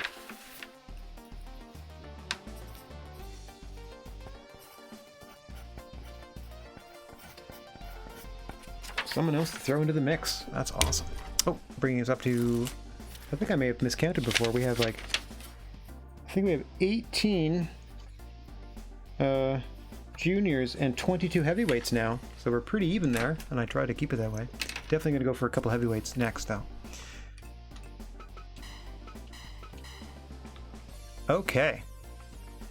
Now we've done that. We've scouted. We've done the training. We don't have to worry about the contracts at the moment. Let's do our event.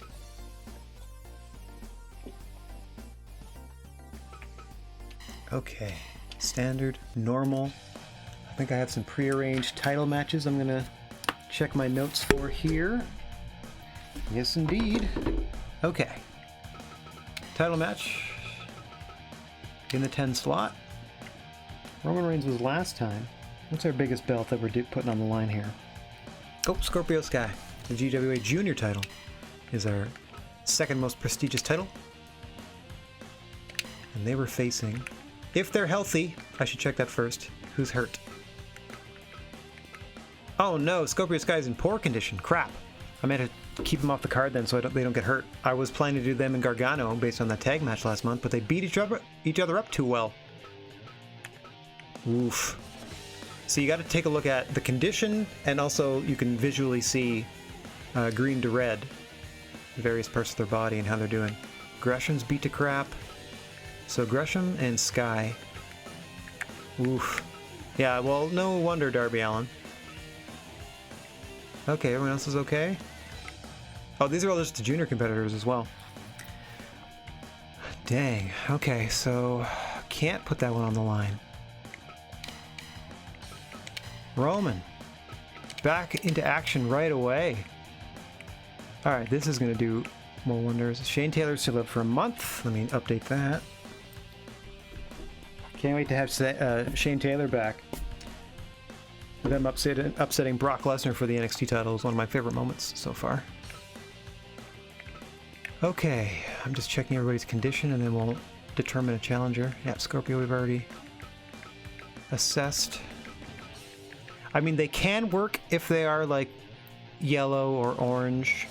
I don't really want to put people in the ring if they're red, because you can be in good condition but still have something wrong. Like they're all green, but they're in poor condition, so something's up.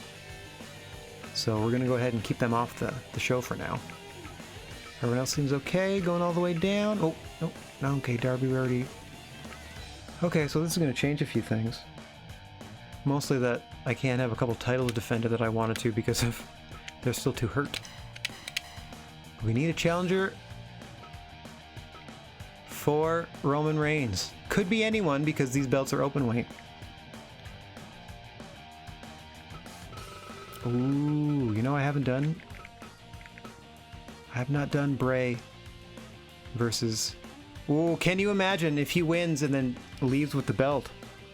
Look at that, he's a trustee. He could potentially, if he wins, leave with the title. I'm cool with it. What controversy it would be. Oh, look at that! Firefly Funhouse version. And then Fiend version. Man.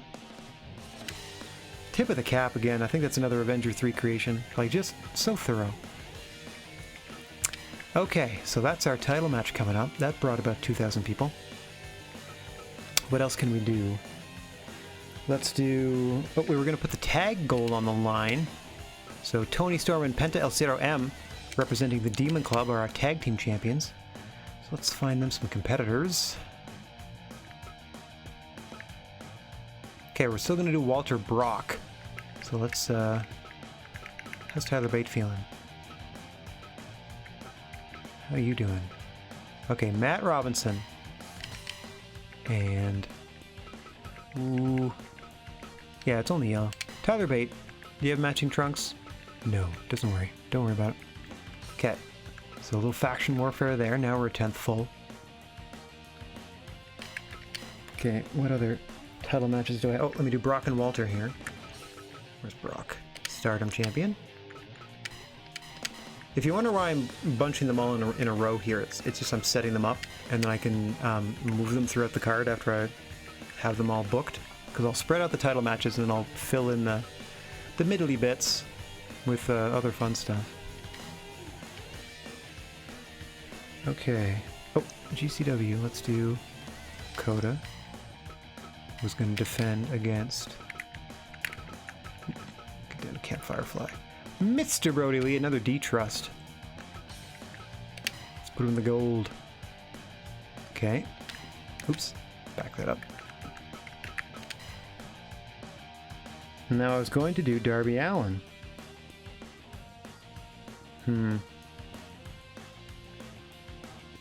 Let's see. No, I think I've run out of champs. How many do I have? Just the 4? Yeah, I don't think I have anybody else that's healthy. Sky's not healthy, so Gargano can't test for their title, and Allen's not healthy, so they can't put their belt on the line either. Harumph. Let's see, what else can I do? So I got 6 matches to fill out. Oh, I didn't even bring in any friends. Hang on. I gotta do some more work here before I do anything else. Invite! We need friends from MLW and the NWA first and foremost. Okay, who did we say we're gonna go for? Whoever's healthiest. Looks to be Mance Warner. Come on in and do your best. There we go. Mance Warner is in. And then from the NWA, Scott friggin' Steiner. Gonna cost me 40 grand, worth every penny. There we go. Okay. So I had to bring in a couple of folk. So let's save that again. Now we can book our event. I was wondering, like, wait a minute, there should be way more title matches because we're trying to dump some, or I mean, we're trying to help some people get their belts back. Alright, so now we start a new with Roman Reigns against Bray Wyatt in our main event.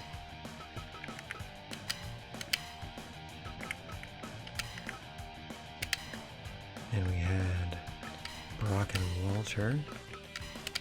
These are going to be slightly out of order now that I've forgotten, but that's okay. Brock and Walter, that's wild. And then our tag teams are going to be, our tag team belts are going to be on the line here as we do the industry representatives Matt Robinson and Tyler Bate. Okay. Bonk. We had one more. Kota Ibushi, the GCW champion, was facing Mr. Brody Lee in their fancy gold attire. And now we can also put in like match number 2 the MLW or the MLW belt on the line against MLW's own Mance Warner, the Southern Psycho. See, this doesn't look like they dressed appropriately. That's close enough. Like, they're taking it, this is too plain. That's not serious at all. That doesn't seem serious at all. That seems alright. Mance Warner. Okay, and then here we're going to have another title match with the NWA belt on the line as we brought in Big Papa Bump, Scott Steiner. Nice. Go with the non-shirt options. Listen, we're doing our best to give these belts, well, some of these belts back. The other belts we've taken and we're keeping because we earned them. Like the GCW title, we literally can't give back, even if we wanted to. And I think I'm just going to try to book a bunch of singles matches to try to keep this thing, you know what I mean, like as pain-free as possible. As I drop my clipboard. Hang on. Okay, so our unaffiliated Sami Callihan coming in. Oh, nice. Whoa, old school Sammy. Coming in. Let's put them on there against... oh, somebody. The problem is we have so much good talent. Like, we really do. Like, I totally forgot. Oh yeah, we also have, Pete Dunne works for us, by the way. They have a belt, too. What belt do they have? Oh, I think they have like a 6-person NXT title or something that we don't even defend here. But that's fine. They're going to face Sami Callihan. Sami Callihan, Pete Dunne. I mean, come on, they would beat the crap out of each other. That would be awesome. Let me move some people around here. This is definitely a lower tier belt. We're going to put those two together and then maybe we'll space a little bit out there. There we go. Alright, I'm just trying to fill in these ones here now. Okay. Another singles encounter that you can only have here. As let's put Samoa Joe in there with somebody. Joe wants a match in the heavyweight division.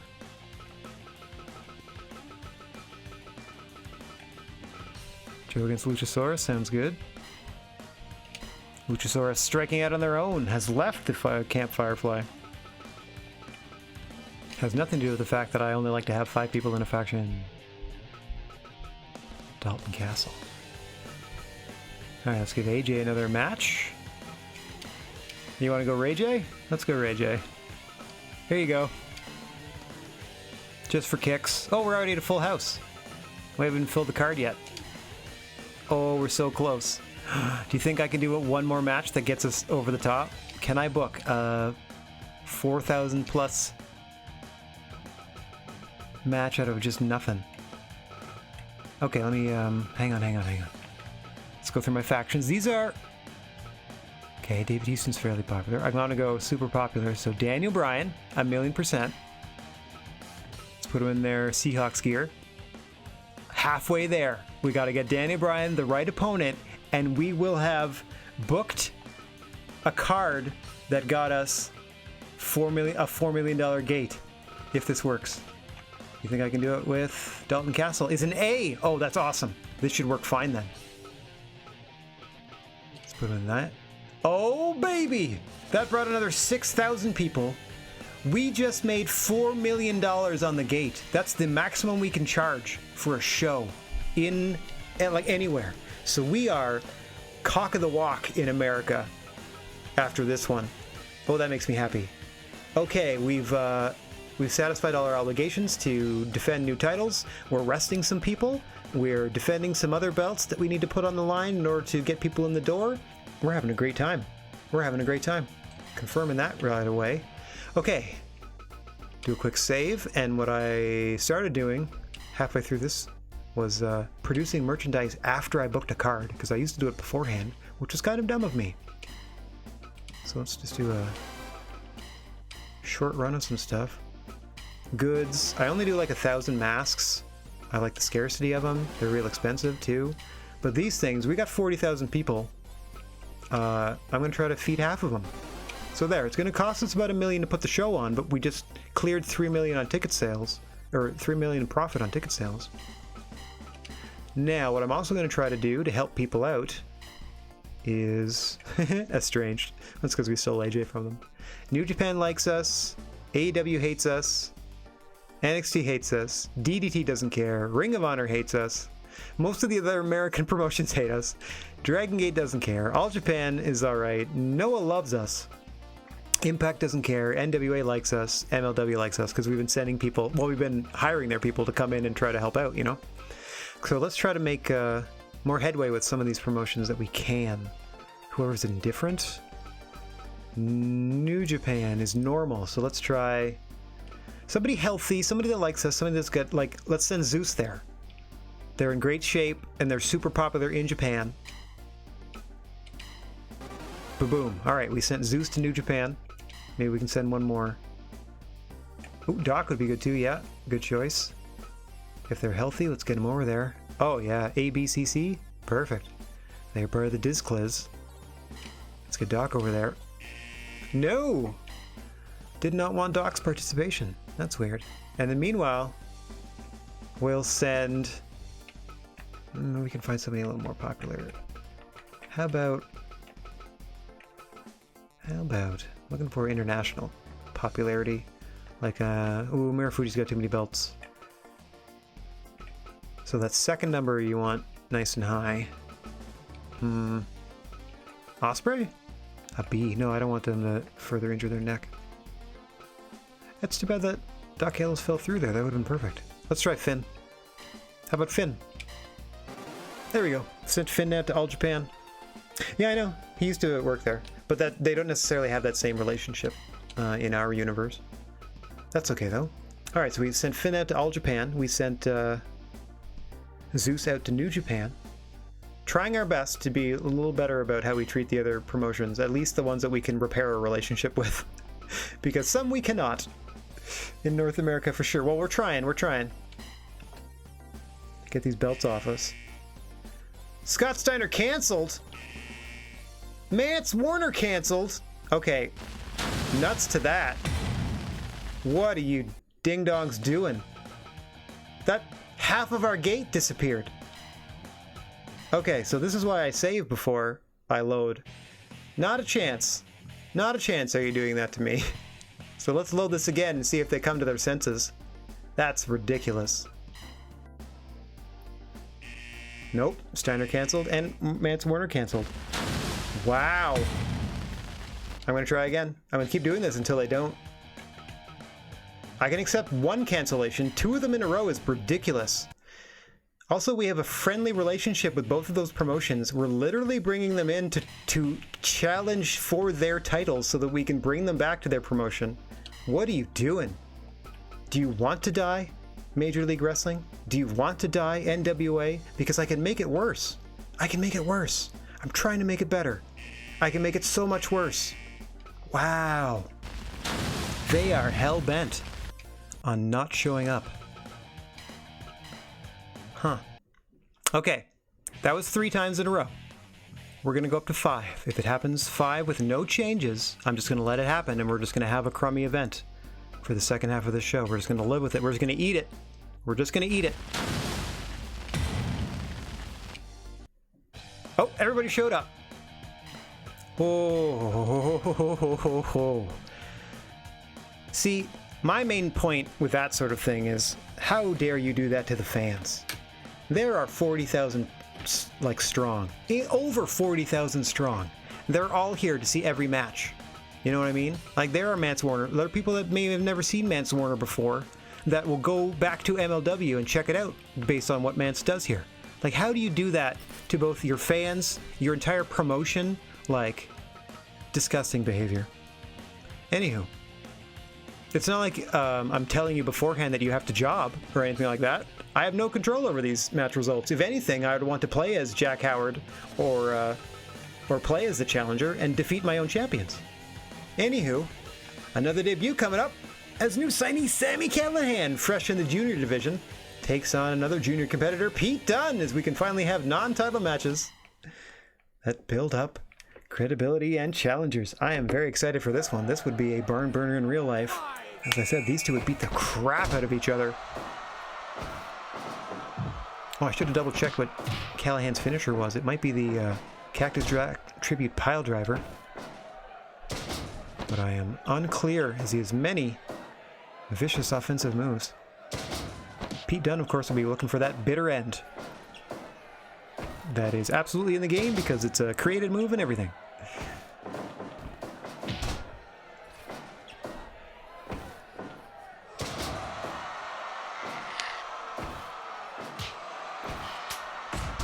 Hello there, gamer. Nice to see you. Hope you're having a lovely day.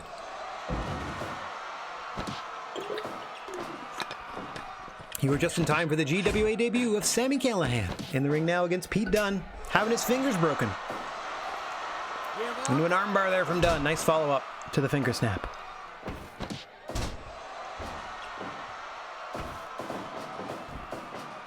And this is the first match of another 10-match card here out of the GWA. This will be our second of 2 cards for the afternoon. Should take us into the 5 o'clock hour easily. Pete Dunne thinks he outsmarted him, but look behind you, buddy. As the two are now content to slug it out, trading elbows and uppercuts. Elbow wins that round. Into a cover for Callihan. Just one from senior referee Mr. Bigfoot here in the GWA. The gnarly wrestling aisle. Sami, new as we said to the GWA. They're looking to establish themselves with a singles victory. Pete Dunne, another fairly recent signee. Haven't seen them in a couple months. Looking to be in great shape. Both men would like a win, as that furthers their opportunity at one of the many junior titles here in the GWA. We got 3 tiers of belts. At the top, the GWA Junior Heavyweight Champion. Below them, the NXT Junior Heavyweight Champion. And below them still, the Stardom Junior Heavyweight Champion. Oh, big Death Valley driver out of Sami there. Another signature bit of offense from Callihan.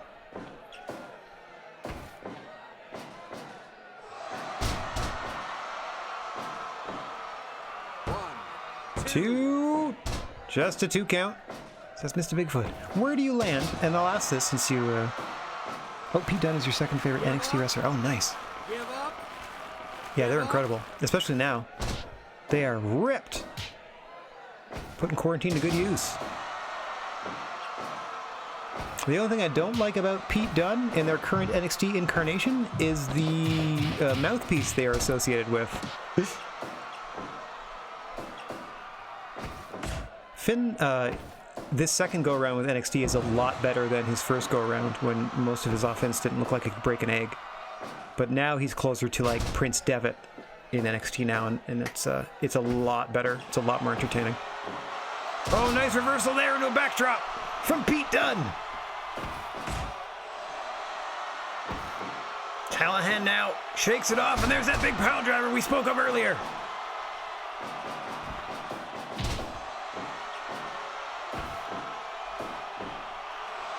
And a second one. 1, 2. Almost puts Dunne away.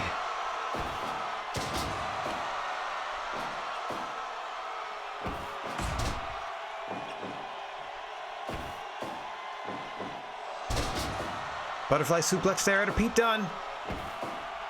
Counter with a DDT. Back and forth they go.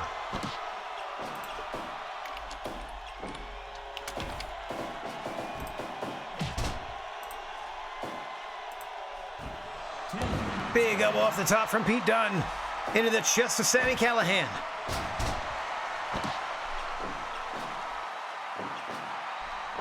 Dunne pressing the advantage here. Oh! Spikes him face first into the mat. Almost a sit-out Manhattan drop of some sort.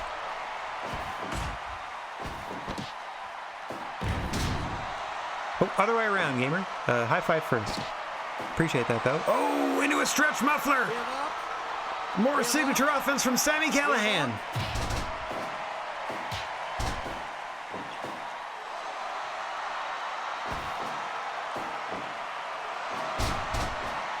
Stuffs him again with a big pile driver. 1, 2. Only 2. Pete Dunne working his way back into this. Drops another big elbow off the top. Both men fairly evenly matched at this point. Bitter end! Bitter end! But Sami Callihan is up first miraculously. What resilience in their first GWA match. Give up. Give up. Pete Dunne now with a leg submission. Figure 4 variation with an ankle lock there. Shades of the Educator.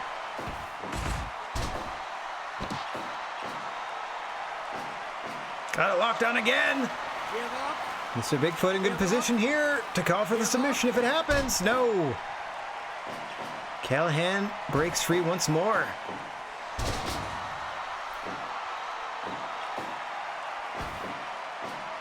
Tombstone from Pete Dunne. Pulls him away from the ropes. Into the cover now. 1, 2. No. Another solid 2 count.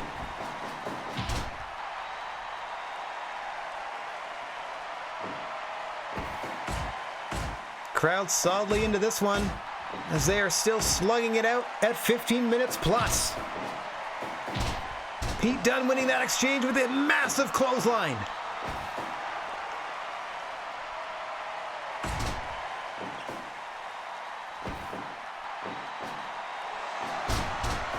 Another pile driver from Callihan.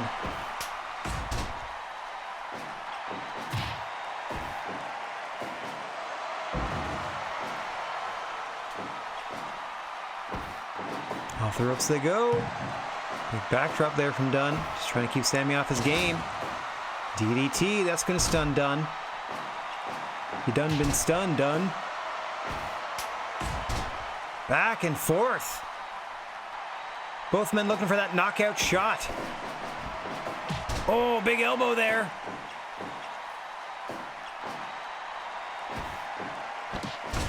Callihan counters. I don't know what Dunne was going for, but Callihan counters. Drops him with a big clothesline.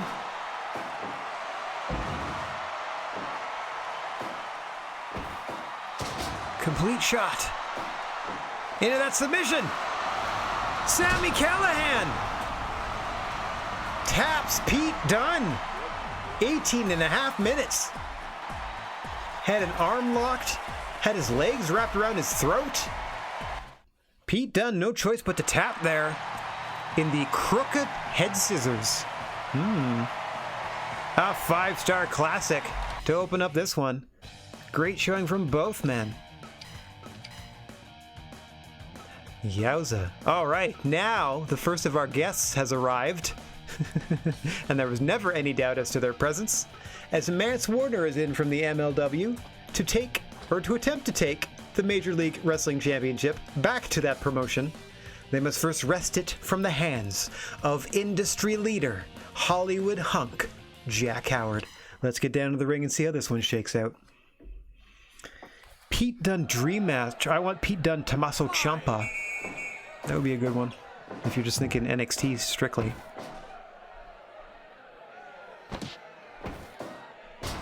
Bailey, thanks for hanging. Lovely to see you as always. Enjoy the rest of your day.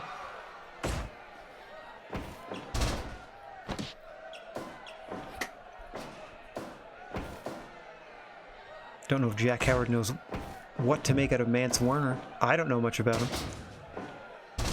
Looks to be a brute, a brawler, more of a hardcore style of wrestler. So one would assume Mance is going to want to take things out to the floor where there are no countouts or disqualifications so they can capitalize on their damage potentiality.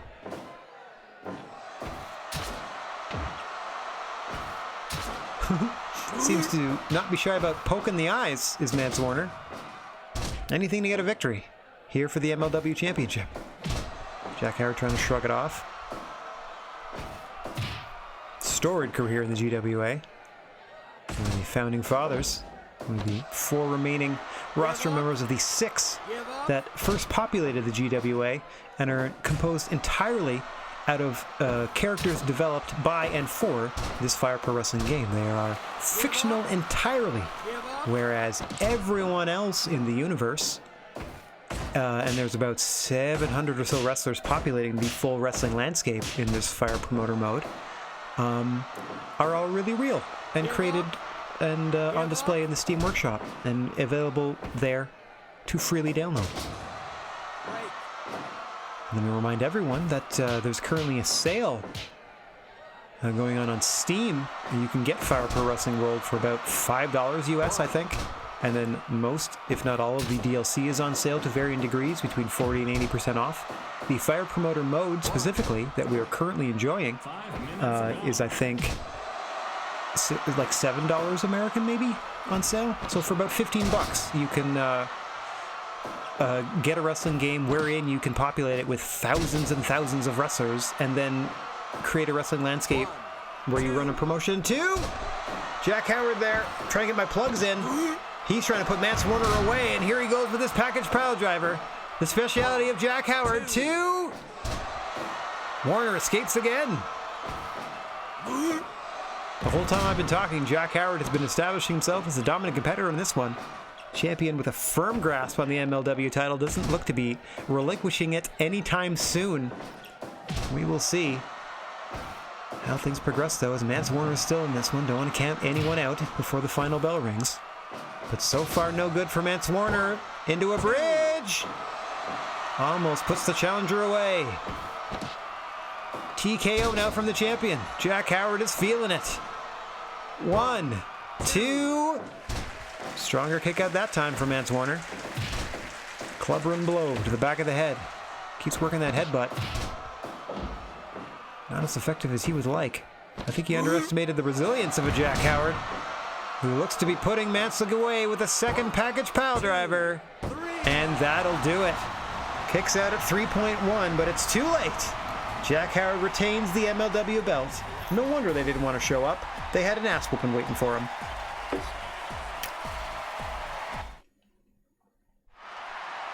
Yeah, the highs to the lows. The highest we can get is 100, and the lowest we do is usually around a 70. And that was definitely around a 70. Mance did not put up much of a fight at all. I'm begging you to get Davey Boy Smith Jr. healed so I can bring them in. Anyway, let's just see a bunch of big dudes wailing on each other as Samoa Joe challenges Luchasaurus, freshly free from the clutches of Camp Firefly. No longer associated is Luchasaurus.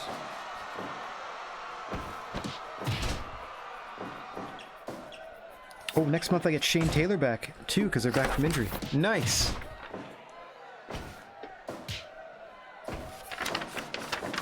Oh, that's awesome. Okay.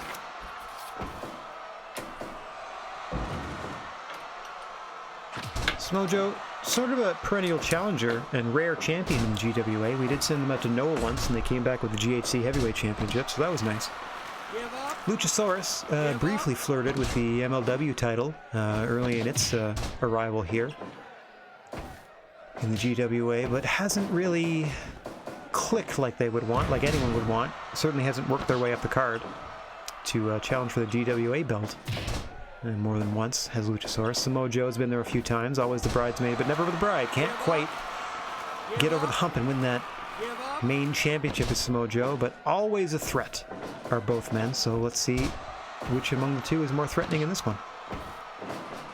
The winner, of course, receives some sort of title match. And so that's usually how these things go. Depending, of course, on their health at the conclusion of this contest. We only do cards in this fantasy world once a month, which I think is cool, because then you can set up dream matches. In these theoretical dream matches, you go as hard as you can, and then you get a month off to recoup. Because you just have to worry about taping these monthly television specials. We're currently only on local television, by the way, in our area, because we signed a very early broadcast contract that may have lasted like 2 years or so. But as soon as it comes due, we've already pre-signed the next broadcast contract, which nets us over $250,000 per show, just to put it on. So that will greatly negate. That should cut like half of our roster costs off, like right out of the gate, without even worrying about people showing up or selling the merchandise. So that'll be nice when that sponsorship or when that broadcast contract kicks in. We should also have access to more national sponsors when that happens. So could be in the money towards the end of the 5th year of existence, the GWA. Well, that's more of the behind-the-scenes stuff. Here in the ring now, these two men slugging it out. Big exploder there from Joe. Taking his time to Samoa Joe, slow and methodical. Just sort of enjoys what he does. I can tell that about the man. Oh, there's the tail whip from Luchasaurus. Joe calmly just exploders him again.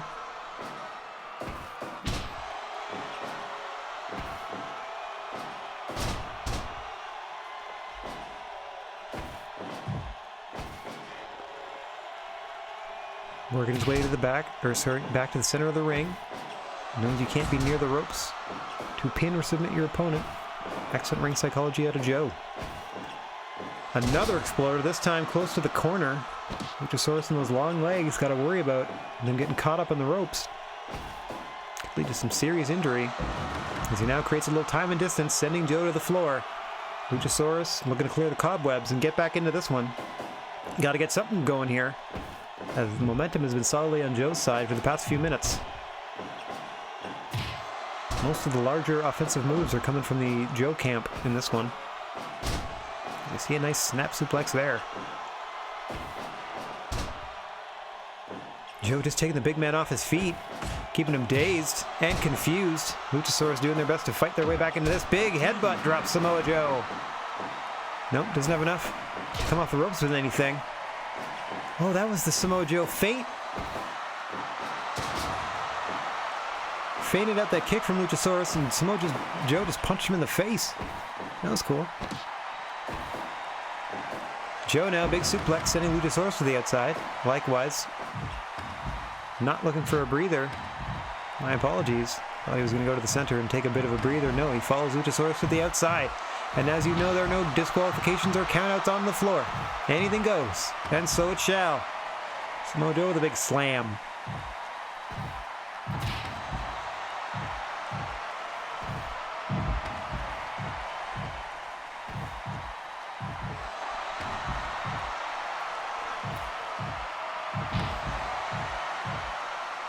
Solidly into the face. Both men slugging it out back and forth. Oh, double reverse there. Oh, kick in the side of the head from behind. Samoa Joe, no way to block that. Couldn't even see it. Rolls back into the ring to try to get a bit of a break, but Luchasaurus right there to follow him. Now the two men slugging it out. Back in the confines of the GWA ring.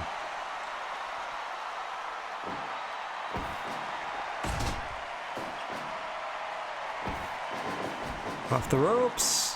Joe misses with a huge clothesline. Gets shoved to the mat from Luchasaurus. I think he's attempting a choke slam there, but can't quite get anything on it. Joe now manages to get him into STF, and that's it. That's it. Samoa Joe with the STF. Might have been pulling at the mask as well. Luchasaurus, no choice but to tap. Nowhere to go when you got 300 pounds of Samoa Joe laying on you, no matter your size. Samoa Joe with a big win here in heavyweight competition. Coming up next, oh boy, your NWA champion, Daichi Hashimoto, putting the belt on the line against the NWA's own Big Papa Pump, Scott Steiner. Let's see how this plays out. I am very interested to see how the near 60-year-old Scott Steiner will fare against a man about half his age. Scott Steiner probably cut their teeth in the wrestling industry fighting Shinya Hashimoto, Daichi's father, on their many trips to Japan. With brother Rick. Or without brother Rick. Dependent. Scott Steiner, very much a straightforward smash-mouth competitor if there ever was one. Obviously be looking to wear Daichi Hashimoto down to lock on that Steiner recliner. Perhaps the Steiner screwdriver might come into play if he's feeling frisky. A Frankensteiner, always an option. Maybe out of the corner if he can't quite jump anymore. Daichi Hashimoto, as we've pointed out in previous contests, excellent striker. Will look to knock the wind out of you with a series of rapid-fire kicks, culminating, usually, in either a knockout blow or a dangerous DDT, a move first perfected by his father, Shinya. And to see a nice belly-to-belly there to Scott Steiner. You never forget the fundamentals and basics. And there's no one more fundamental or basic than Scott Steiner, at least when it comes to the foundation of their wrestling offense. I believe they were all state in Michigan way back when. But they're getting rolled up here. Just a 1 count, says Mr. Bigfoot. Daichi now. On the suplex there. Trying to keep the challenger at bay. Scott Steiner playing the power game. Doesn't have a lot of gas in the tank, so I would give the cardio edge to Daichi, also being several decades his junior. But once Scott Steiner starts rolling with his potent offense, things can end poorly for you in a hurry, and well for him. You see a big DDT there at a big Papa Pump, but Hashimoto able to roll through, slow things down with the leg lace across the neck. Off the ropes comes Hashimoto. Big knee to the face, hooks the leg. 1, 2. 2 count at the 6-minute mark on Scott Steiner. Spin kick to the face now. Hashimoto looking to knock the man out. May have done just that with that combo. Nope. Steiner shakes it off. Maybe angering Big Papa Punk at this point. Oh, there it is! The dangerous DDT from Hashimoto! Into the cover! Hooks the leg! 2! No! Scott Steiner gets out! Big Papa Pump is reeling, though. Can barely run to the ropes. Is the GWA cursed to forever have the MLW and NWA titles? I certainly hope not. Hashimoto rolls him up again. 2! Almost puts Steiner away. Barely enough energy to kick out. DDTs him right onto the polar bear. Another running knee to the face. Hooks the leg deep. 2! Got him! Scott Steiner goes down to Shinya Hashimoto in under 10 minutes. Gets knocked out by running mid-kick to the face. Another unsuccessful attempt to wrest a foreign title from the hands of the GWA back to its rightful home. We'll see what happens next month. As you know, Jack Howard and Daichi Hashimoto are going to be more than willing to put those titles on the line. Speaking of putting titles on the line, your Game Changer champion, Kota Ibushi, is putting his belt on the line next against Camp Firefly representative Mr. Brody Lee. Let's head down to the ring and see how this shakes out. As per usual, the creature on feature, senior official, Mr. Bigfoot.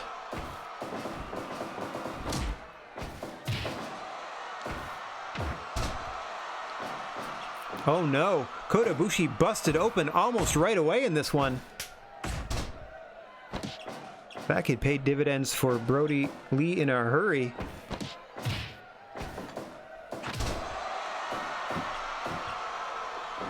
Into the cover. We'll see how Kota Ibushi responds to this blood loss. Normally the one to take the fight to the challenger, and again, once again, Kota Ibushi finds himself in the ring with a larger opponent. but getting busted open this early. Oh, and now you see Brody Lee working that cut. Cannot bode well for the champion in this instance. You have to imagine things are going to end sooner or later now that Brody Lee can literally smell blood.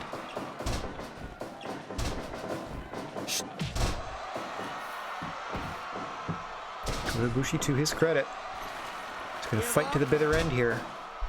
Shout out to Pete Dunne.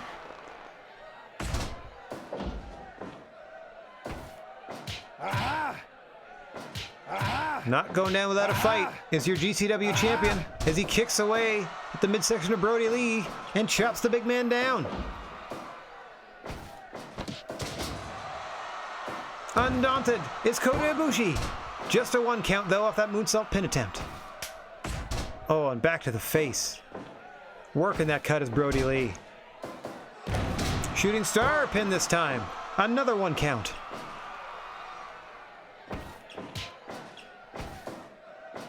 Snap suplex into the ropes.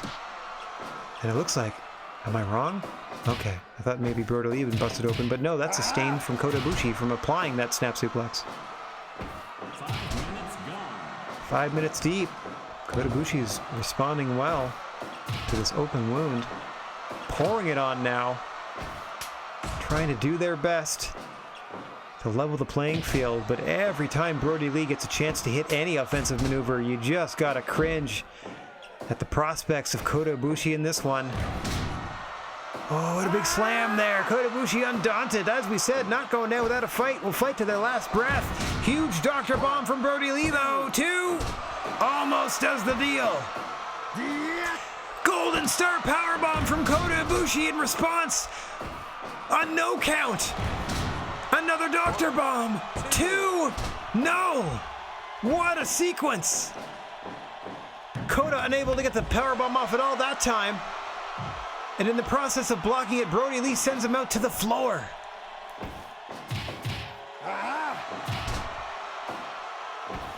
Kota trying his best to think of something that'll keep Brody Lee off his feet. But the discus lariat, 1, 2, no! Kota kicks out. I thought that was it for sure. What heart from the champion. Almost 10 minutes into an open wound in this contest, was busted open like at the 30-second mark. Has been bleeding for 8 minutes plus now. Signals for the Kamigoye knee strike. He got him. He got him. 1, 2. No, Brody Lee kicks out. Golden Star Powerbomb. 1, 2. No, Brody Lee kicks out again. Turns him inside out with a clothesline.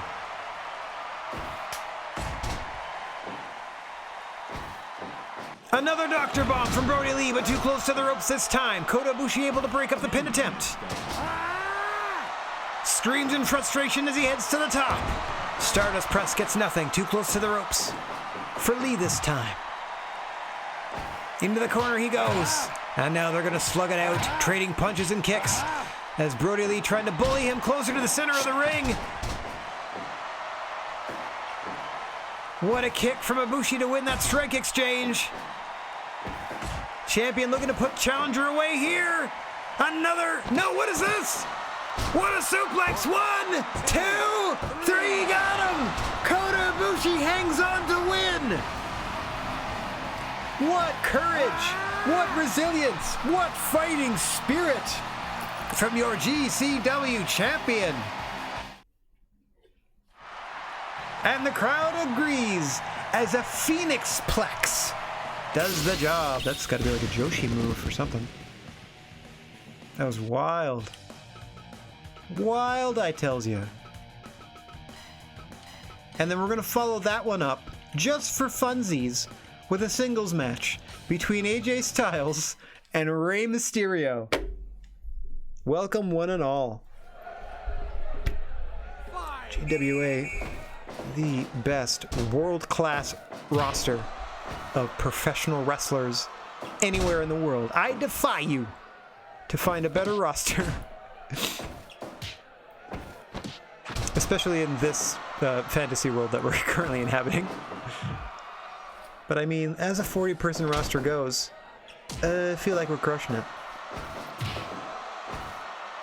Especially if we can just throw on singles contests like this to the delight of our fans.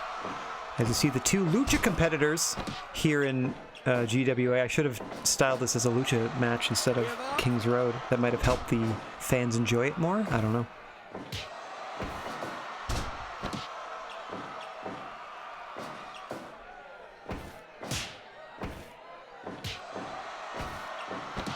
Oh, rolls him up. I've often referenced Rey Mysterio as the best counter wrestler probably in the history of the wrestling industry.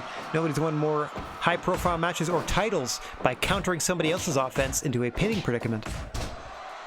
And has often led to his downfall here in the GWA, though he has at times tried to be more adaptive to a more offensive-minded style as opposed to defense first, as you would normally think out of Rey Mysterio, with mixed results.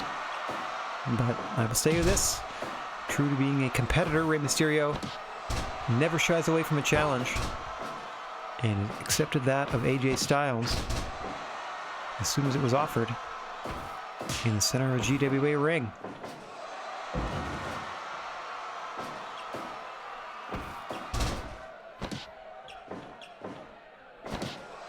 Styles coming off a very impressive 5-star caliber victory over Will Ospreay last month.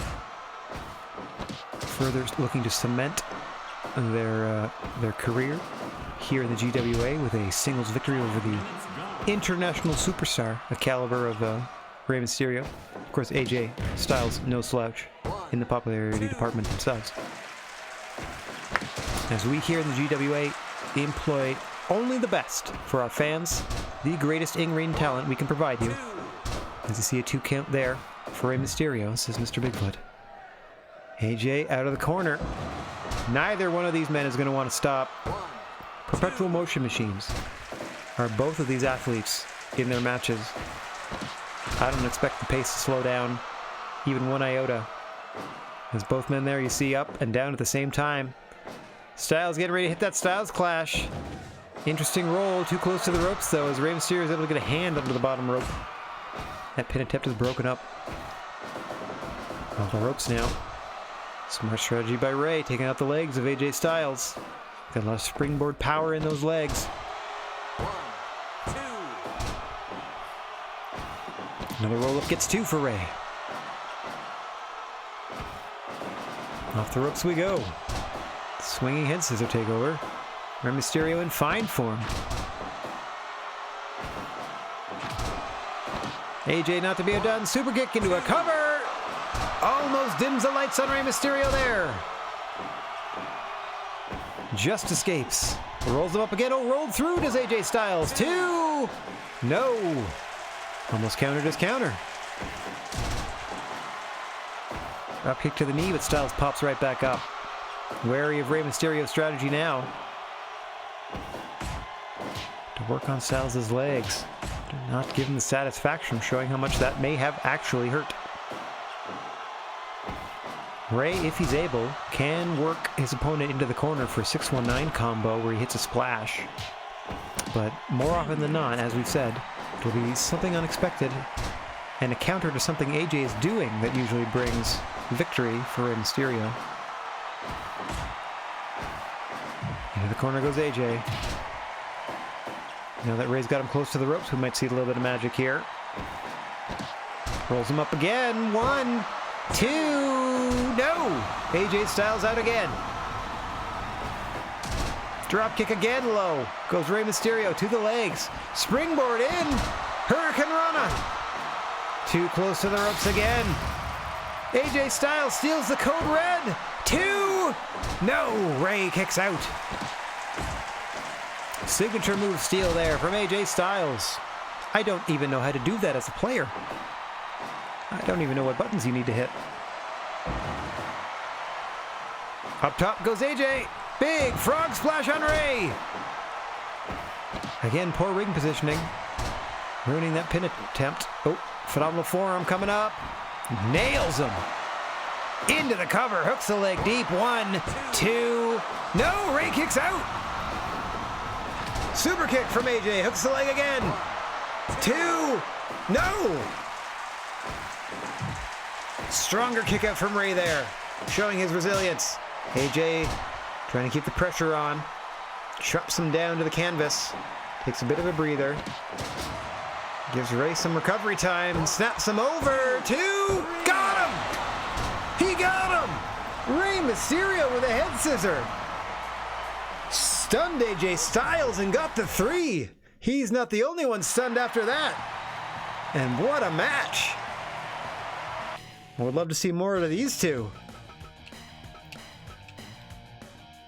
Can happen just that quick.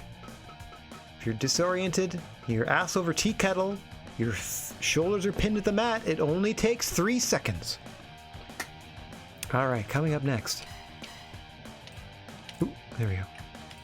Coming up next, the GWA Tag Team titles are on the line as the champions Tony Storm and Penta El Cero M, or Penta El Cero Miedo, or whatever his name is this week, both representing the Demon Club, are putting the tag team straps on the line against the industry factions Matt Robinson and Tyler Bate.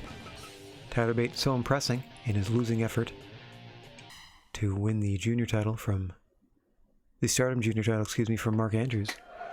Last month, he earned his place in this tag title fight as an industry representative, and Matt Robinson, of course, was going to be the partner regardless. Usually tag team partner of Thomas Walker, but you can see the industry trying to spruce things up a bit, or mix things up a bit, against the quicker team of Tony Storm and Penta El Cero M.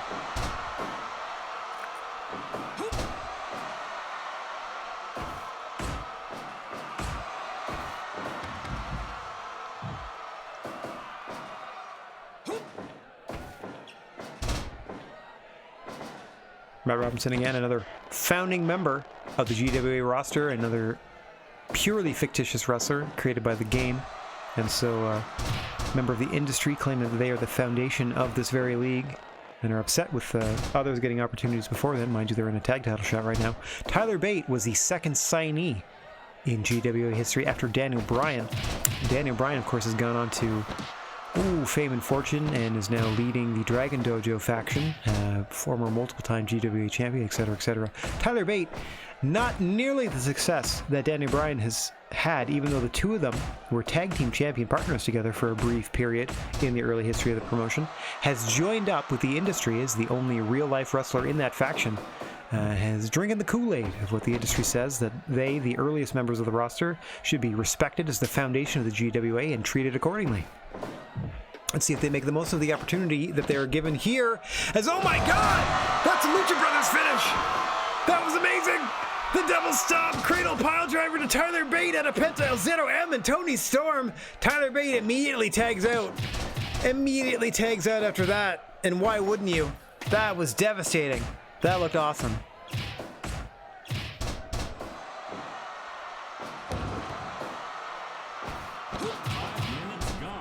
As we are only 5 minutes deep, Tyler Bate is very much recovering on the apron, trying to shake off that vicious spike packaged pile driver out of the corner. Penta El Cero M, one of those wrestlers that's here for a good time and not a long time, much like stablemate Doc Gallows, likes to end their singles competition in around the 10 to 15 minute mark. Let's see how they fare on the tag team side of things with the champion's advantage. Mind you, there are no countouts or disqualifications. Well, there are disqualifications in ring. So you do have to pin or submit someone on the other side more often than not in order for a match to resolve itself. The spirit of competition reigning high here in the gnarly wrestling aisle. Oh, Tyler Bate there looking for the Tyler driver, I believe. Unable to get it off on Tony Storm. Tony Storm implies a Tiger driver variation of her own that she calls Strong Zero. Interesting matchup between these two. For that very reason. Oh! Penta holds Tyler Bate for a series of headbutts there. Excellent teamwork out of the champions to this point. Oh, as you see, both Tony Storm and Tyler Bate allowing their respective opponent to tag in a fresh man as Penta El Cero M and Matt Robinson are now the legal competitors.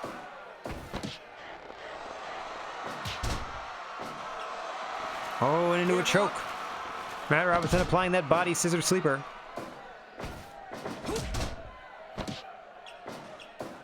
Not for very long, though. Now working on the midsection, trying to steal the air. Grand Theft Oxygen by Matt Robinson to Penta El M. 10 minutes gone. As you can see, Penta trying to fight back with a series of clotheslines. Gets a hook kick for his trouble, but he pops right back up. Tyler Bate tagged back in to keep things fresh on the challenger's side. Matt Robinson goes to the top.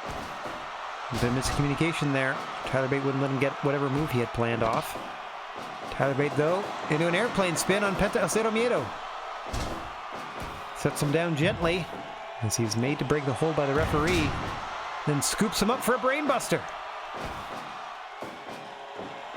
Penta, package power driver attempt blocked. Sent to the outside now. This is dangerous. All 4 competitors out there now. Big double suplex to Matt Robinson. Might have banged his leg on the ring apron there. Tyler Bate first to grab a chair. There are no disqualifications or countouts on the floor. Oh, and exploders Penta El M onto the chair. Kind of caught most of it himself, but still, what a devastating maneuver from Tyler Bate to Penta. Now on the receiving end of an air raid crash from Matt Robinson. Trying to get some semblance of order here. Will not be restored until the 2 legal combatants have returned to the ring. Referee essentially helpless at this point, but to watch the carnage unfold.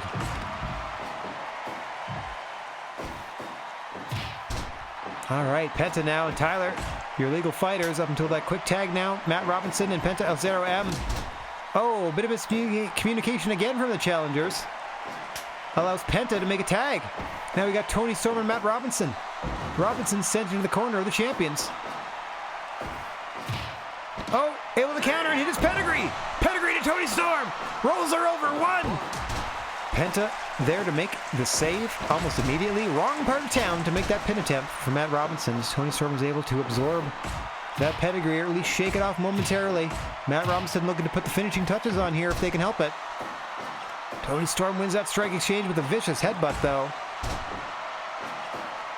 What fight out of the champions. Kudo driver dropping Matt Robinson on his dome, but he pops right back up. Sends Tony Storm into the corner. Tags in Tyler Bate. That's further cobwebs to work off on the apron. Does Matt Robinson, though he rolls through an arm breaker. Cross arm breaker roll through from that Northern Lights. Signature offense to Matt Robinson. Into an immediate Tyler driver. But Penta's there to once again make the save. Center of the ring had a decent shot. But Penta there to kick Tyler in the back and break the pin. Ideally, you want to make pin attempts or submission attempts in your half of the ring. Closer to your corner, the better, without getting tied up in the ropes. Tyler Bate in firm control for the moment, but Tony Storm able to tag out to Penta. See very efficient tagging here from the champs, as it allows Tony Storm time to breathe and Penta time to get dropped on his dome by Tyler Bate with a huge brainbuster and then a big drop kick to the chest. Penta creating some space. For the moment, Penta driver on the floor. Into an airplane spin. Tyler Bate responds with an airplane spin. As though the Penta driver woke him up. Penta says to bring it on again. How about a second one, says Penta. Tyler pops up again. Big powerbomb from Penta this time. Meanwhile, Matt Robinson and Tony Storm going at it. Matt Robinson got that arm breaker locked in again. As we are 20 minutes deep into this title contest. Oh! Kneeling tombstone from Tyler Bate into the cover. 2! Tony Storm just able to break it up. Package power driver from Penta El M to Tyler Bate. Rolls him over. 1, 2, just a 2 as Matt Robinson is quickly there to break things up. Deliver a huge knee to the face of Penta. Meanwhile, Tyler gets Kudo driven by Tony Storm. Tony Storm now legal. Matt Robinson now legal. As both teams refresh competitors. Kudo driver to Matt Robinson. Toni Storm with a big drop kick to the chest now. Trying to keep Robinson in her corner. Robinson fighting his way out. Tries again for that armbar, but this time she blocks it. Huge rolling punch there. Toni Storm shakes it off. Snap suplex. Doing her best to keep Matt Robinson in the champion's corner. Oh, another vicious running knee off the ropes. Just the blows both of these competitors are absorbing are ridiculous. The huge headbutt from Toni Storm there. Tags out to Penta. Penta says it's over. No, tried the Penta driver, but Matt Robinson arm dragged him away. Able to tag out to Tyler Bate. There's life in the challengers yet. As we approach the 25-minute mark of this one.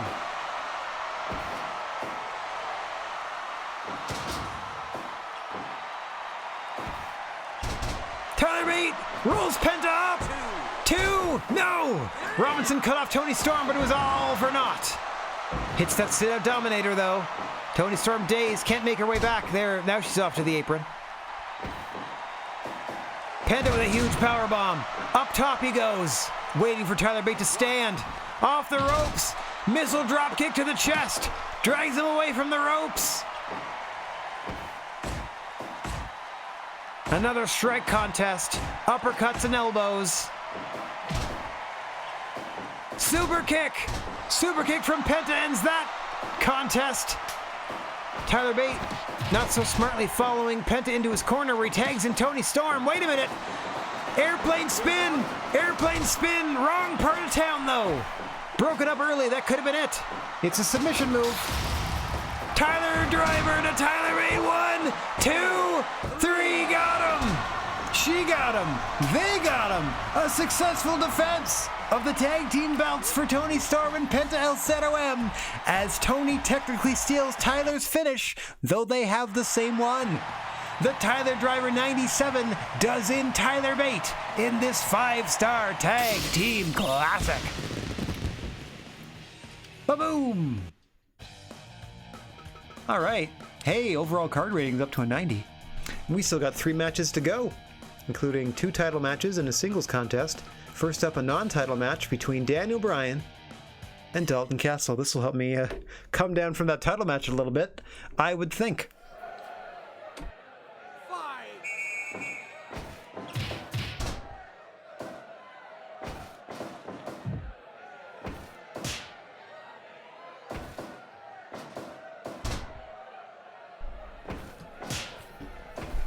Dalton Castle will be looking to set up for the Bangarang. Daniel Bryan, of course, will be looking for that running knee strike or the yes lock.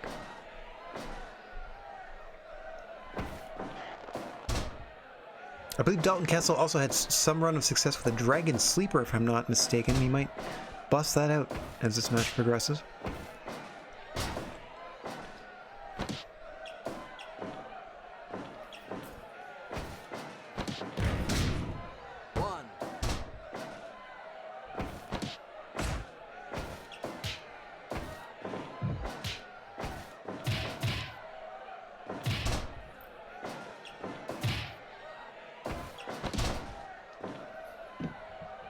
As you can see, Daniel Bryan taking his time, putting a little space between him and Dalton Castle at times, trying to get a measure of the man. As you see, oh, early attempt at the S-lock here. Give up. Dalton Castle able to escape. Still fairly early in the contest. Daniel Bryan just showing he can lock it on at a moment's notice. Former GWA champion. Dalton Castle, former GWA junior champion in his own right. Very briefly held that belt, looking to get back onto the winning side of things and back into gold championship contention. Both of these gentlemen, to that point of fact.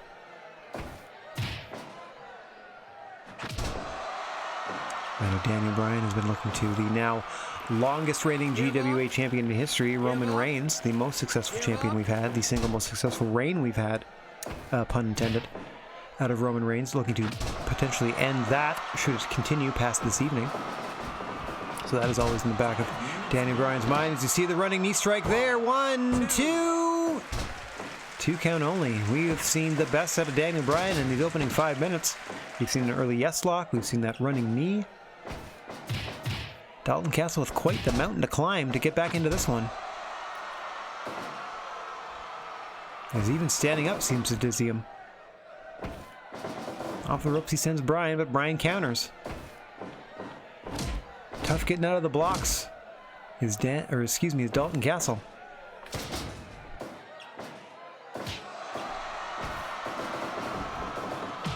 Oh, another running knee. But Dalton's up quickly. He knows it's now or never. Can't get hit with too many of those, or your night is going to be over in a hurry. As you can see, it's Dalton now trying to create a little space, but unsuccessful. As Daniel Bryan is pouring it on as he knows he has an advantage. Stiff kicks in the midsection. Castle now fighting from underneath for all he's worth. A third knee strike to the face. Pops up at the same time as Bryan this time. Undaunted as Castle. Showing that fighting spirit. Off the ropes again. Just a drop toe this time as you see Daniel Bryan taking a bit of a breather. You don't want to exhaust yourself throwing punches and other various offense at your opponent. Leave yourself wide open. As you see Dalton Castle with that exploder. Gut wrench suplex this time. Starting to put a little offense together is Dalton Castle. Hair-assisted bulldog. Another exploder. Daniel Bryan slowing things down again with a drop toe. Starting to work on the arm a bit. Lung blower from Dalton Castle. Bryan rolls him up. Nope, too close to the ropes there. We are 10 minutes deep, and it seems like both competitors are warmed up and raring to go now. Oh, Castle catches that mid kick. Dragon screws Daniel Bryan over. Another gut wrench suplex. As we said, he'll be looking to hit that bangarang.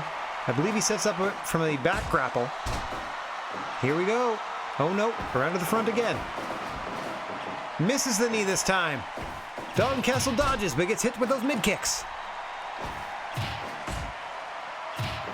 Kicks and punches being exchanged. Dalton Castle getting the better of Daniel Bryan with a big clothesline. But Daniel Bryan is up first. Northern Light suplex with a bridge. 2. No. 2 count, says referee Senior Sasquatch. Single arm DDT, usually the precursor for the S-lock, and there it is. Dalton's got to break this or reach the ropes. And break it he does. Skating on thin ice now is Dalton Castle. Got to pour it on, or he'll be pouring one out for his homies. Another lung blower there. Or perhaps his homies will be pouring one out for him, I should say. There are those big mid kicks. And Bryan taking a bit of a breather. Castle fighting his way to his feet.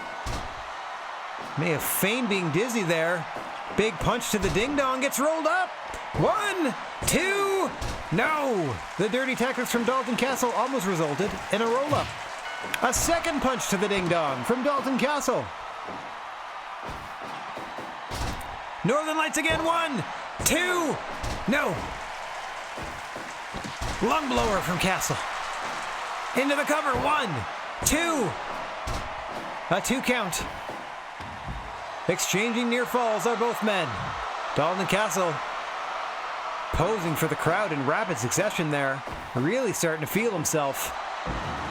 Sets Daniel Bryan over with a suplex. What did he have in mind? This could be it. No. Might have been going for the bangarang. A wrist clutch exploder this time. But Daniel Bryan able to roll through and get to his feet first. Off the ropes. There it is. Oh no, a knee strike, but he's up immediately. Dalton responds with a gut wrench. What fire from Dalton Castle now? Deadlift German. Too close to the ropes, unfortunately. That might have done it. Now the two combatants outside the ring now. Anything goes when you're out here. Both of them well aware of it, too. Oh, a Northern Lights out of Dalton Castle this time, but since it's on the floor, you can't make the pin attempt. Exploder to Bryan on the floor now. Dalton Castle whips him into the apron, elbows him in the face to drop him down, and then invites him back into the ring. Roll up, small package, 2, no! Dalton Castle escapes again. Dan Bryan looking to surprise him there with a small package, gets suplexed out of the ring. Dalton Castle again looking to create a little time and space, get his bearings about him, keep to the game plan as he dodges that enziguri. Don't know what he had in mind there, but Dan Bryan countered it. Stiff kick to the midsection. Walking around to the S-lock. There it is. At 19 minutes even, Daniel Bryan with the S-lock, tapping out Dalton Castle.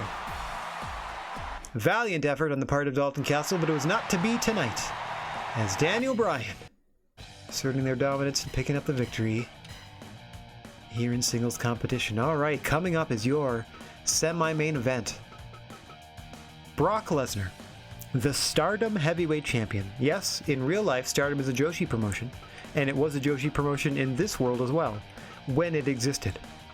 It no longer does, but the belts live on here in the GWA. To that end, Brock Lesnar will be defending that Stardom belt against Walter. Bear in mind that this is our third tier heavyweight belt. We have the GWA heavyweight title, which you'll see in the main event. The NXT heavyweight title is our secondary heavyweight singles belt, and the Stardom heavyweight belt is our third. The Game Changer title, which you saw Kota Ibushi successfully, defend earlier, is an open weight title. Anybody can contend for. Mind you, they're all open weight titles. Anybody can contend for them, but it is a sort of the bottom of the barrel singles title in the league, just so everyone sort of understands the hierarchy. Brock Lesnar, of course, is going to want to assert their dominance in the hierarchy of the GWA with a successful title defense here against Walter. Walter will be looking to chop the crap out of Brock Lesnar and change those fortunes. Here we go. I would love to see these two guys beating the crap out of each other. But even as big as and weirdly imposing as Walter is, I feel like Brock would make him look small and weird. I don't know. I'd love to see the two of them face to face and draw my own conclusions. Walter, we're looking for that vicious powerbomb. Brock Lesnar, of course, employs that F5. You'd see them hit powerbomb and F5 to each other in a tag match last month here from the GWA. And what a tag match it was. Now finally we're here in a singles contest. Brock Lesnar's Stardom Championship is on the line, and this is for all the glory. As you see Brock just breaking the other beefy man down, locking on a front face lock, scissoring the legs into body scissors.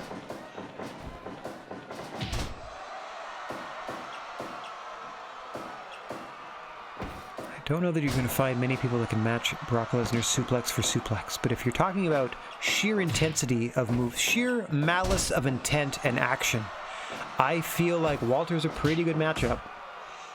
Ask Ilya Dragunov what it's like to get in the ring with Walter. Oh, key lock now from Brock. Back to his MMA background and training.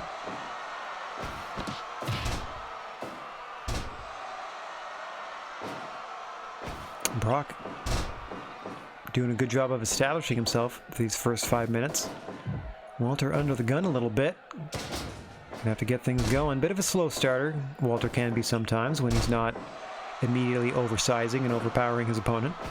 As you can see, starts to lay down that foundation of chops. Before long, Brock Lesnar's chest is going to be bright red and bleeding.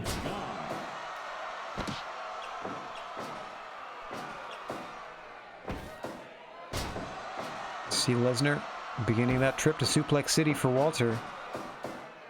Some belly-to-bellies on display.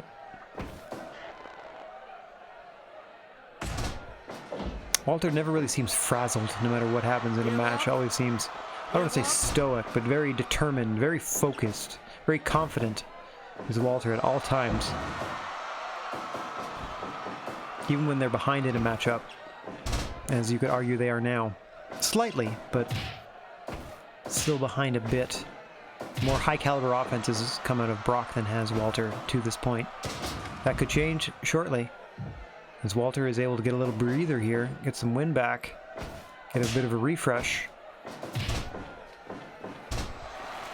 Brock Lesnar calmly going back to work the arm. Give up.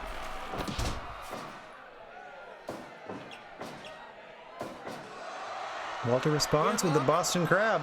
Give up. Give up.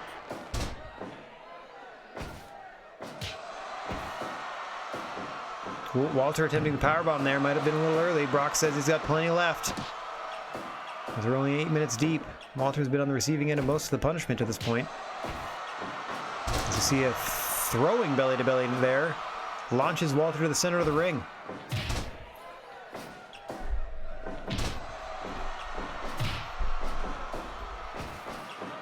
Back we go.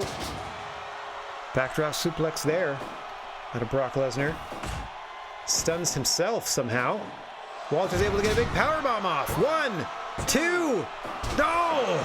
Almost pins Brock just like that. What a powerbomb for Walter.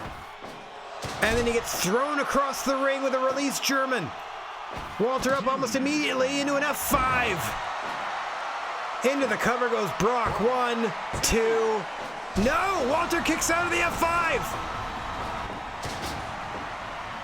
Another backdrop suplex. Brock looking to put him away now that he has the challenger on the ropes. Metaphorically, not literally, to this point. Ooh, not quite as much on the German that time. Still a release, though. Oh, he gets clotheslined almost out of his boots by Walter. Walter into another powerbomb. Release this time. Off the ropes, he sends Brock. Big boot to the face. Walter coming alive. 1, 2. No! Brock barely able to get out of that one. Another big powerbomb from Walter. 1, 2. No! Brock out at 2. Brock reeling now. Leg lift backdrop. Big clothesline from the champ. Tried something, but Walter took him down. Goes you to clutch. Too close to the ropes. Brock able to grab a rope. Suplexing Walter out of the ring. A huge release German sends Walter outside and Brock follows him out there. Walter's more than happy to engage him.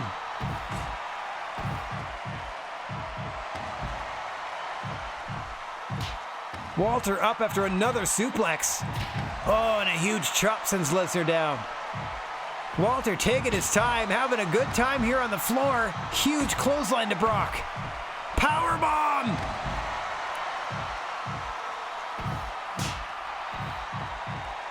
Brock counters with another suplex. Sucking wind now, gasping for air.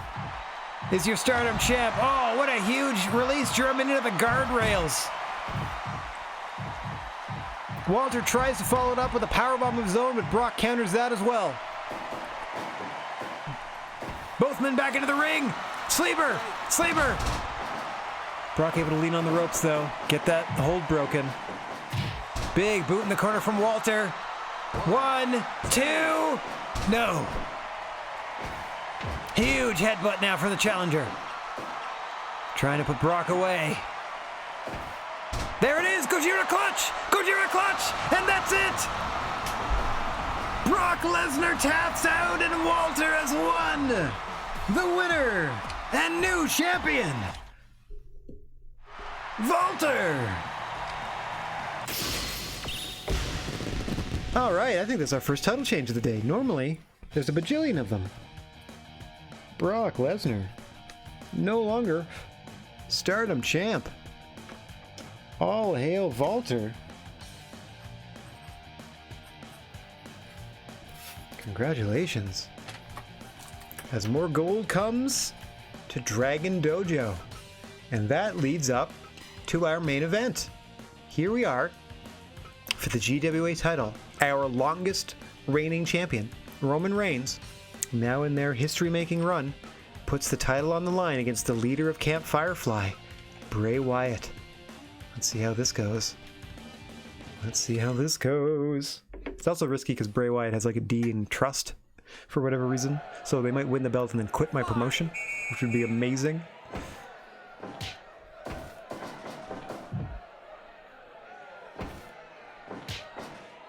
Roman Reigns, I believe this is their 8th or 9th not consecutive, but this is their 8th or 9th defense.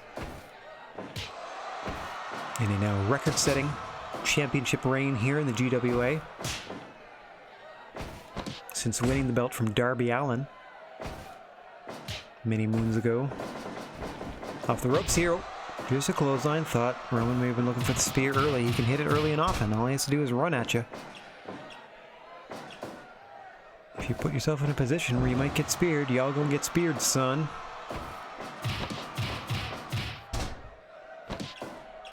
Not much out of Bray Wyatt to this point. There we go. Starting to establish himself as the challenger. Roman Reigns, quick to put the squelch on that. Hey you, what's going on? You're just in time for our main event of the evening. The GWA champion, Roman Reigns, slugging out with challenger Bray Wyatt. Roman Reigns getting the better of it. You can see Bray Wyatt resisting with everything they've got. Off the ropes goes Bray. Samoan drop from the champion.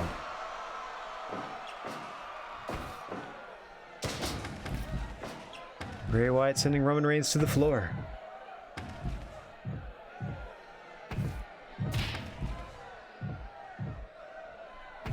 But there are no countouts or disqualifications outside the ring in the GWA. Anything goes.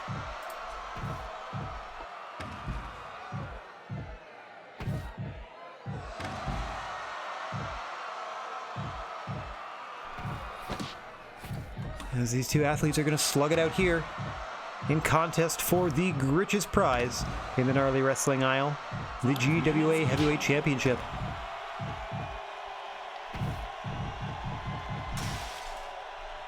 Sends into the guardrails, Roman Reigns. Bit of cat and mouse here from Bray Wyatt. Trying to confuse the champion. Getting himself confused in the process. Worked himself into a shoot, brother. Oh, big Superman punch from Roman Reigns there. Trying to follow it up, but Bray Wyatt able to counter. Belly to belly from the champion now.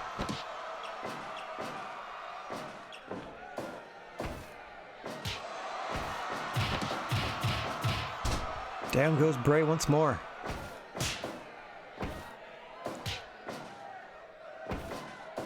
Big spine buster out of the champ. The tribal chief, Roman Reigns. Proudly representing the GWA as our champion. Looking to continue their historic reign against challenger, the Fiend, Bray Wyatt. Bray will be looking to lock in that mandible claw, or perhaps drop you with a Sister Abigail. As we've stated from from Roman Reigns, they'll be looking for that Superman punch, but ultimately, they're going to hit you with a spear. It's just going to happen, at least once. Better get used to it. Off the ropes we go that time, and unfortunately unable to quite get the right ring positioning to get the move they wanted off is Roman Reigns. Bray Wyatt trying to take advantage. They have been fighting from underneath for the majority of this title contest. It would behoove Bray Wyatt to kick it into a higher gear if possible. Roman Reigns looking to keep them down. Keep the momentum firmly on the side of the champion. Off the ropes he goes. This could do it. Boom! Big spear to Bray Wyatt, but he pops right back up. Roman calmly belly to bellies him afterwards. 10 minutes gone. But even the Fiend, susceptible to defeat at the hands of a spear. Who knows? Usually Bray's been involved in a lot of tag matches where they're not involved in the pinfall either way. Unless they get tagged in and lock somebody to the mandible claw and they submit immediately. So I haven't really seen much out of Bray in terms of singles matches in their GWA career. So it'll be very interesting to see how they do in the later stages of this one. Big Superman punch from Roman, and he's feeling it now. Waiting for Bray to stand so he can put him down with a spear. 1, 2, no! Bray kicks out. 2 spears now, and Bray's still on his feet. Big backdrop to Roman.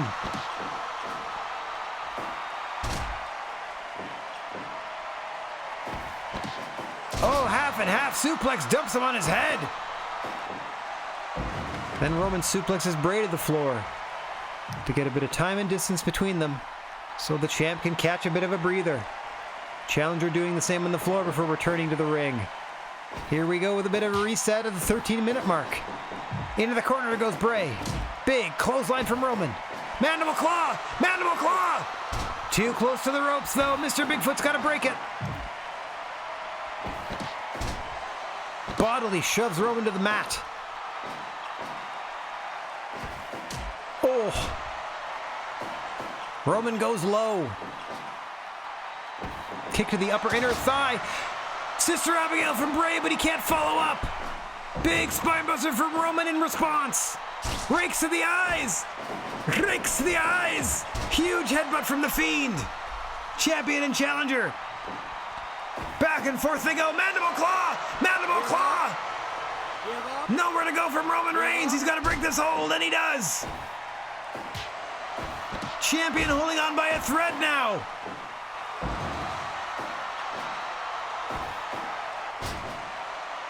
Back and forth they go, both men down, but challenger up first. Dazed. Saito suplex from Roman, and he rolls through. Bray Wyatt straight back up. Huge power bomb, but again too close to the ropes. Into the corner goes Bray. Things really heating up now. Shoulder thrust. Take the champion down. Bray just slaps him to the mat. Off the ropes. Superman punch from Roman. Waiting for Bray to stand. Off the ropes again. Spear from your champion into the cover. 1, 2, 3. No! Bray kicks out again. The Fiend is still alive. Exploder from Roman. Trying to do what he can to put Wyatt away. Well, he's got him rocking. Snap suplex this time. Sister Abigail from Bray Wyatt. Unable to cover though. Mandible claw! Mandible claw! Nowhere for Roman to go.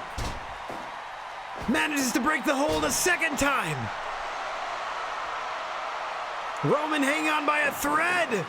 Off the ropes. Spear. Bray couldn't dodge it. 1, 2. No! Bray kicks out again. Roman Reigns exhausted now. Big DDT from the challenger.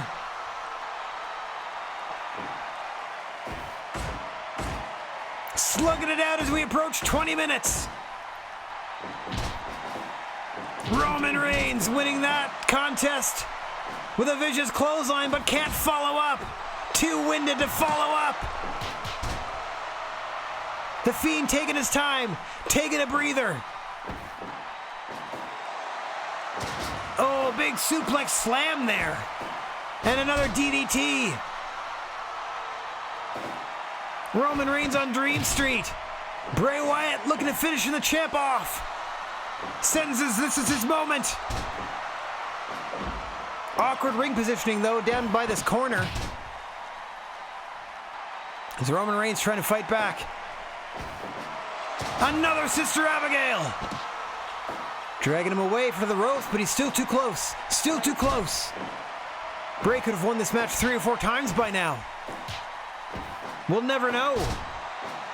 Snap suplex out of desperation from Roman Reigns. Belly to belly into the ropes. I think he's trying to send Bray to the floor so he can get a bit of a breather, but nothing doing. Mandible claw again! Mandible claw again! Give up. Give up. No! Roman Reigns again escapes. What resilience! Superman punch off the ropes. Waiting for Bray to stand. Off the ropes again. Clothesline this time. Bray says this is it. Sensing victory now as the Fiend waits for Roman to stand. Modified rock bottom brings it back down to the mat. I haven't seen Bray go for like a pin, but like twice maybe. Big spine buster out of Roman.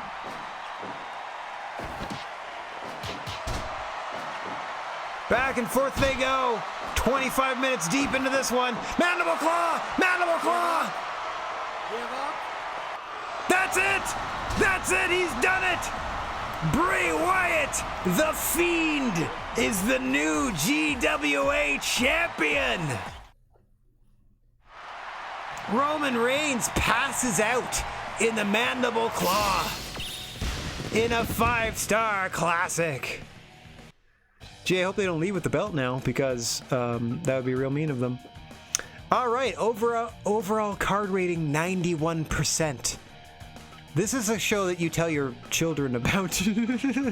This is one of those ones that you would have tracked down on VHS or DVD or however you would have tape traded.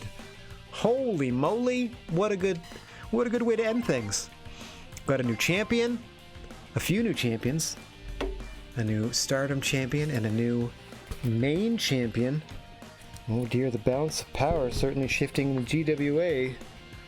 As some more gold comes to some of these factions.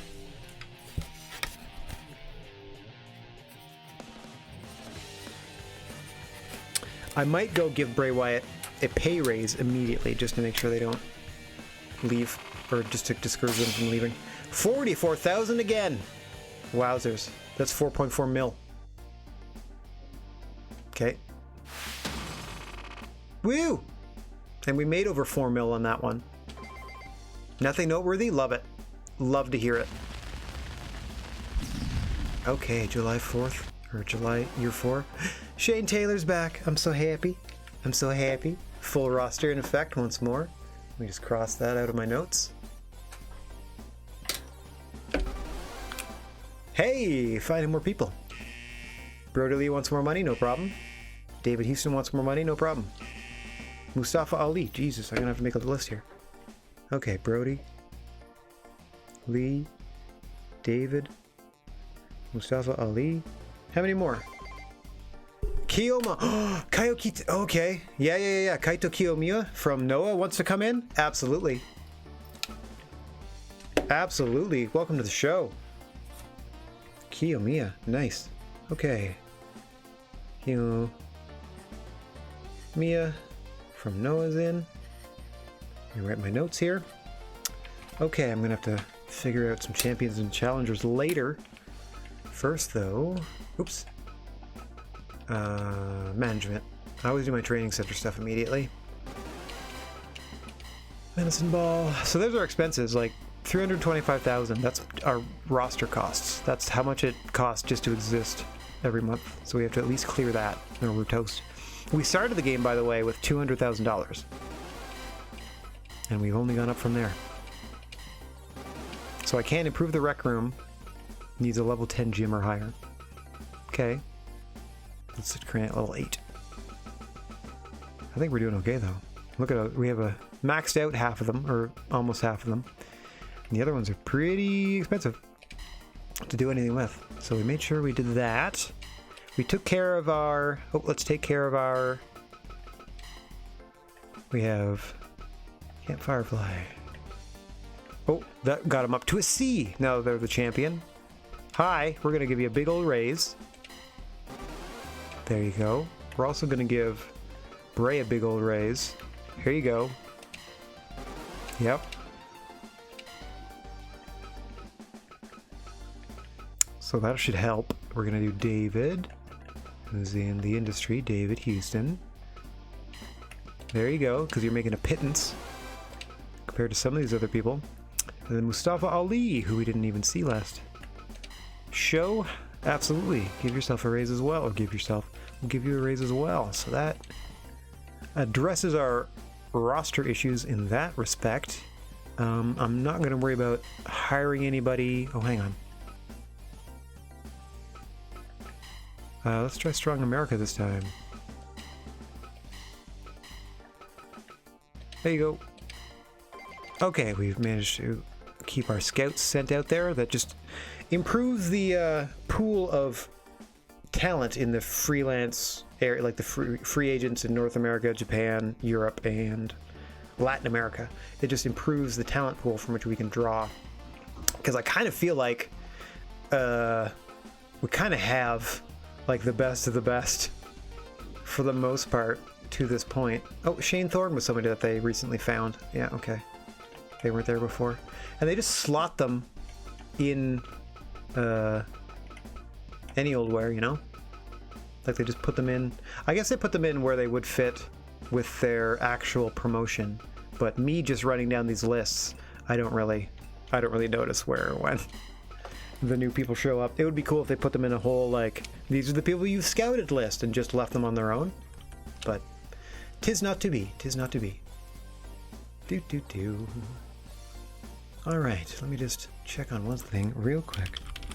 So you might hear me typing a little bit. And while I do that, I'm also going to hit this so I can let everybody know that that's going to be all from me for today. I'd like to thank everybody out there for watching, no matter where or when you happen to be. Wishing everybody out there chill vibes and, for the moment, non-contact high fives. If you find yourself in possession of a plethora of positive energy, please share it if you can spare it. And don't forget about your old pal, the Silent G, Rad Gnarly, saying so long for now. I'm going to be back Friday afternoon to continue destroying the system from within in Underhero. Till then, TTFN. Let's find somebody to share some love to here, shall we? Let's see, Bruce, Dorks. Oh, Bruce just must have just started. Hey, let's go say hi to Bacon. There we are. All right. Hope everyone out there has enjoys the rest of their day. Hopefully I see you tomorrow. If not, thanks for spending the time with me you did. Take care now.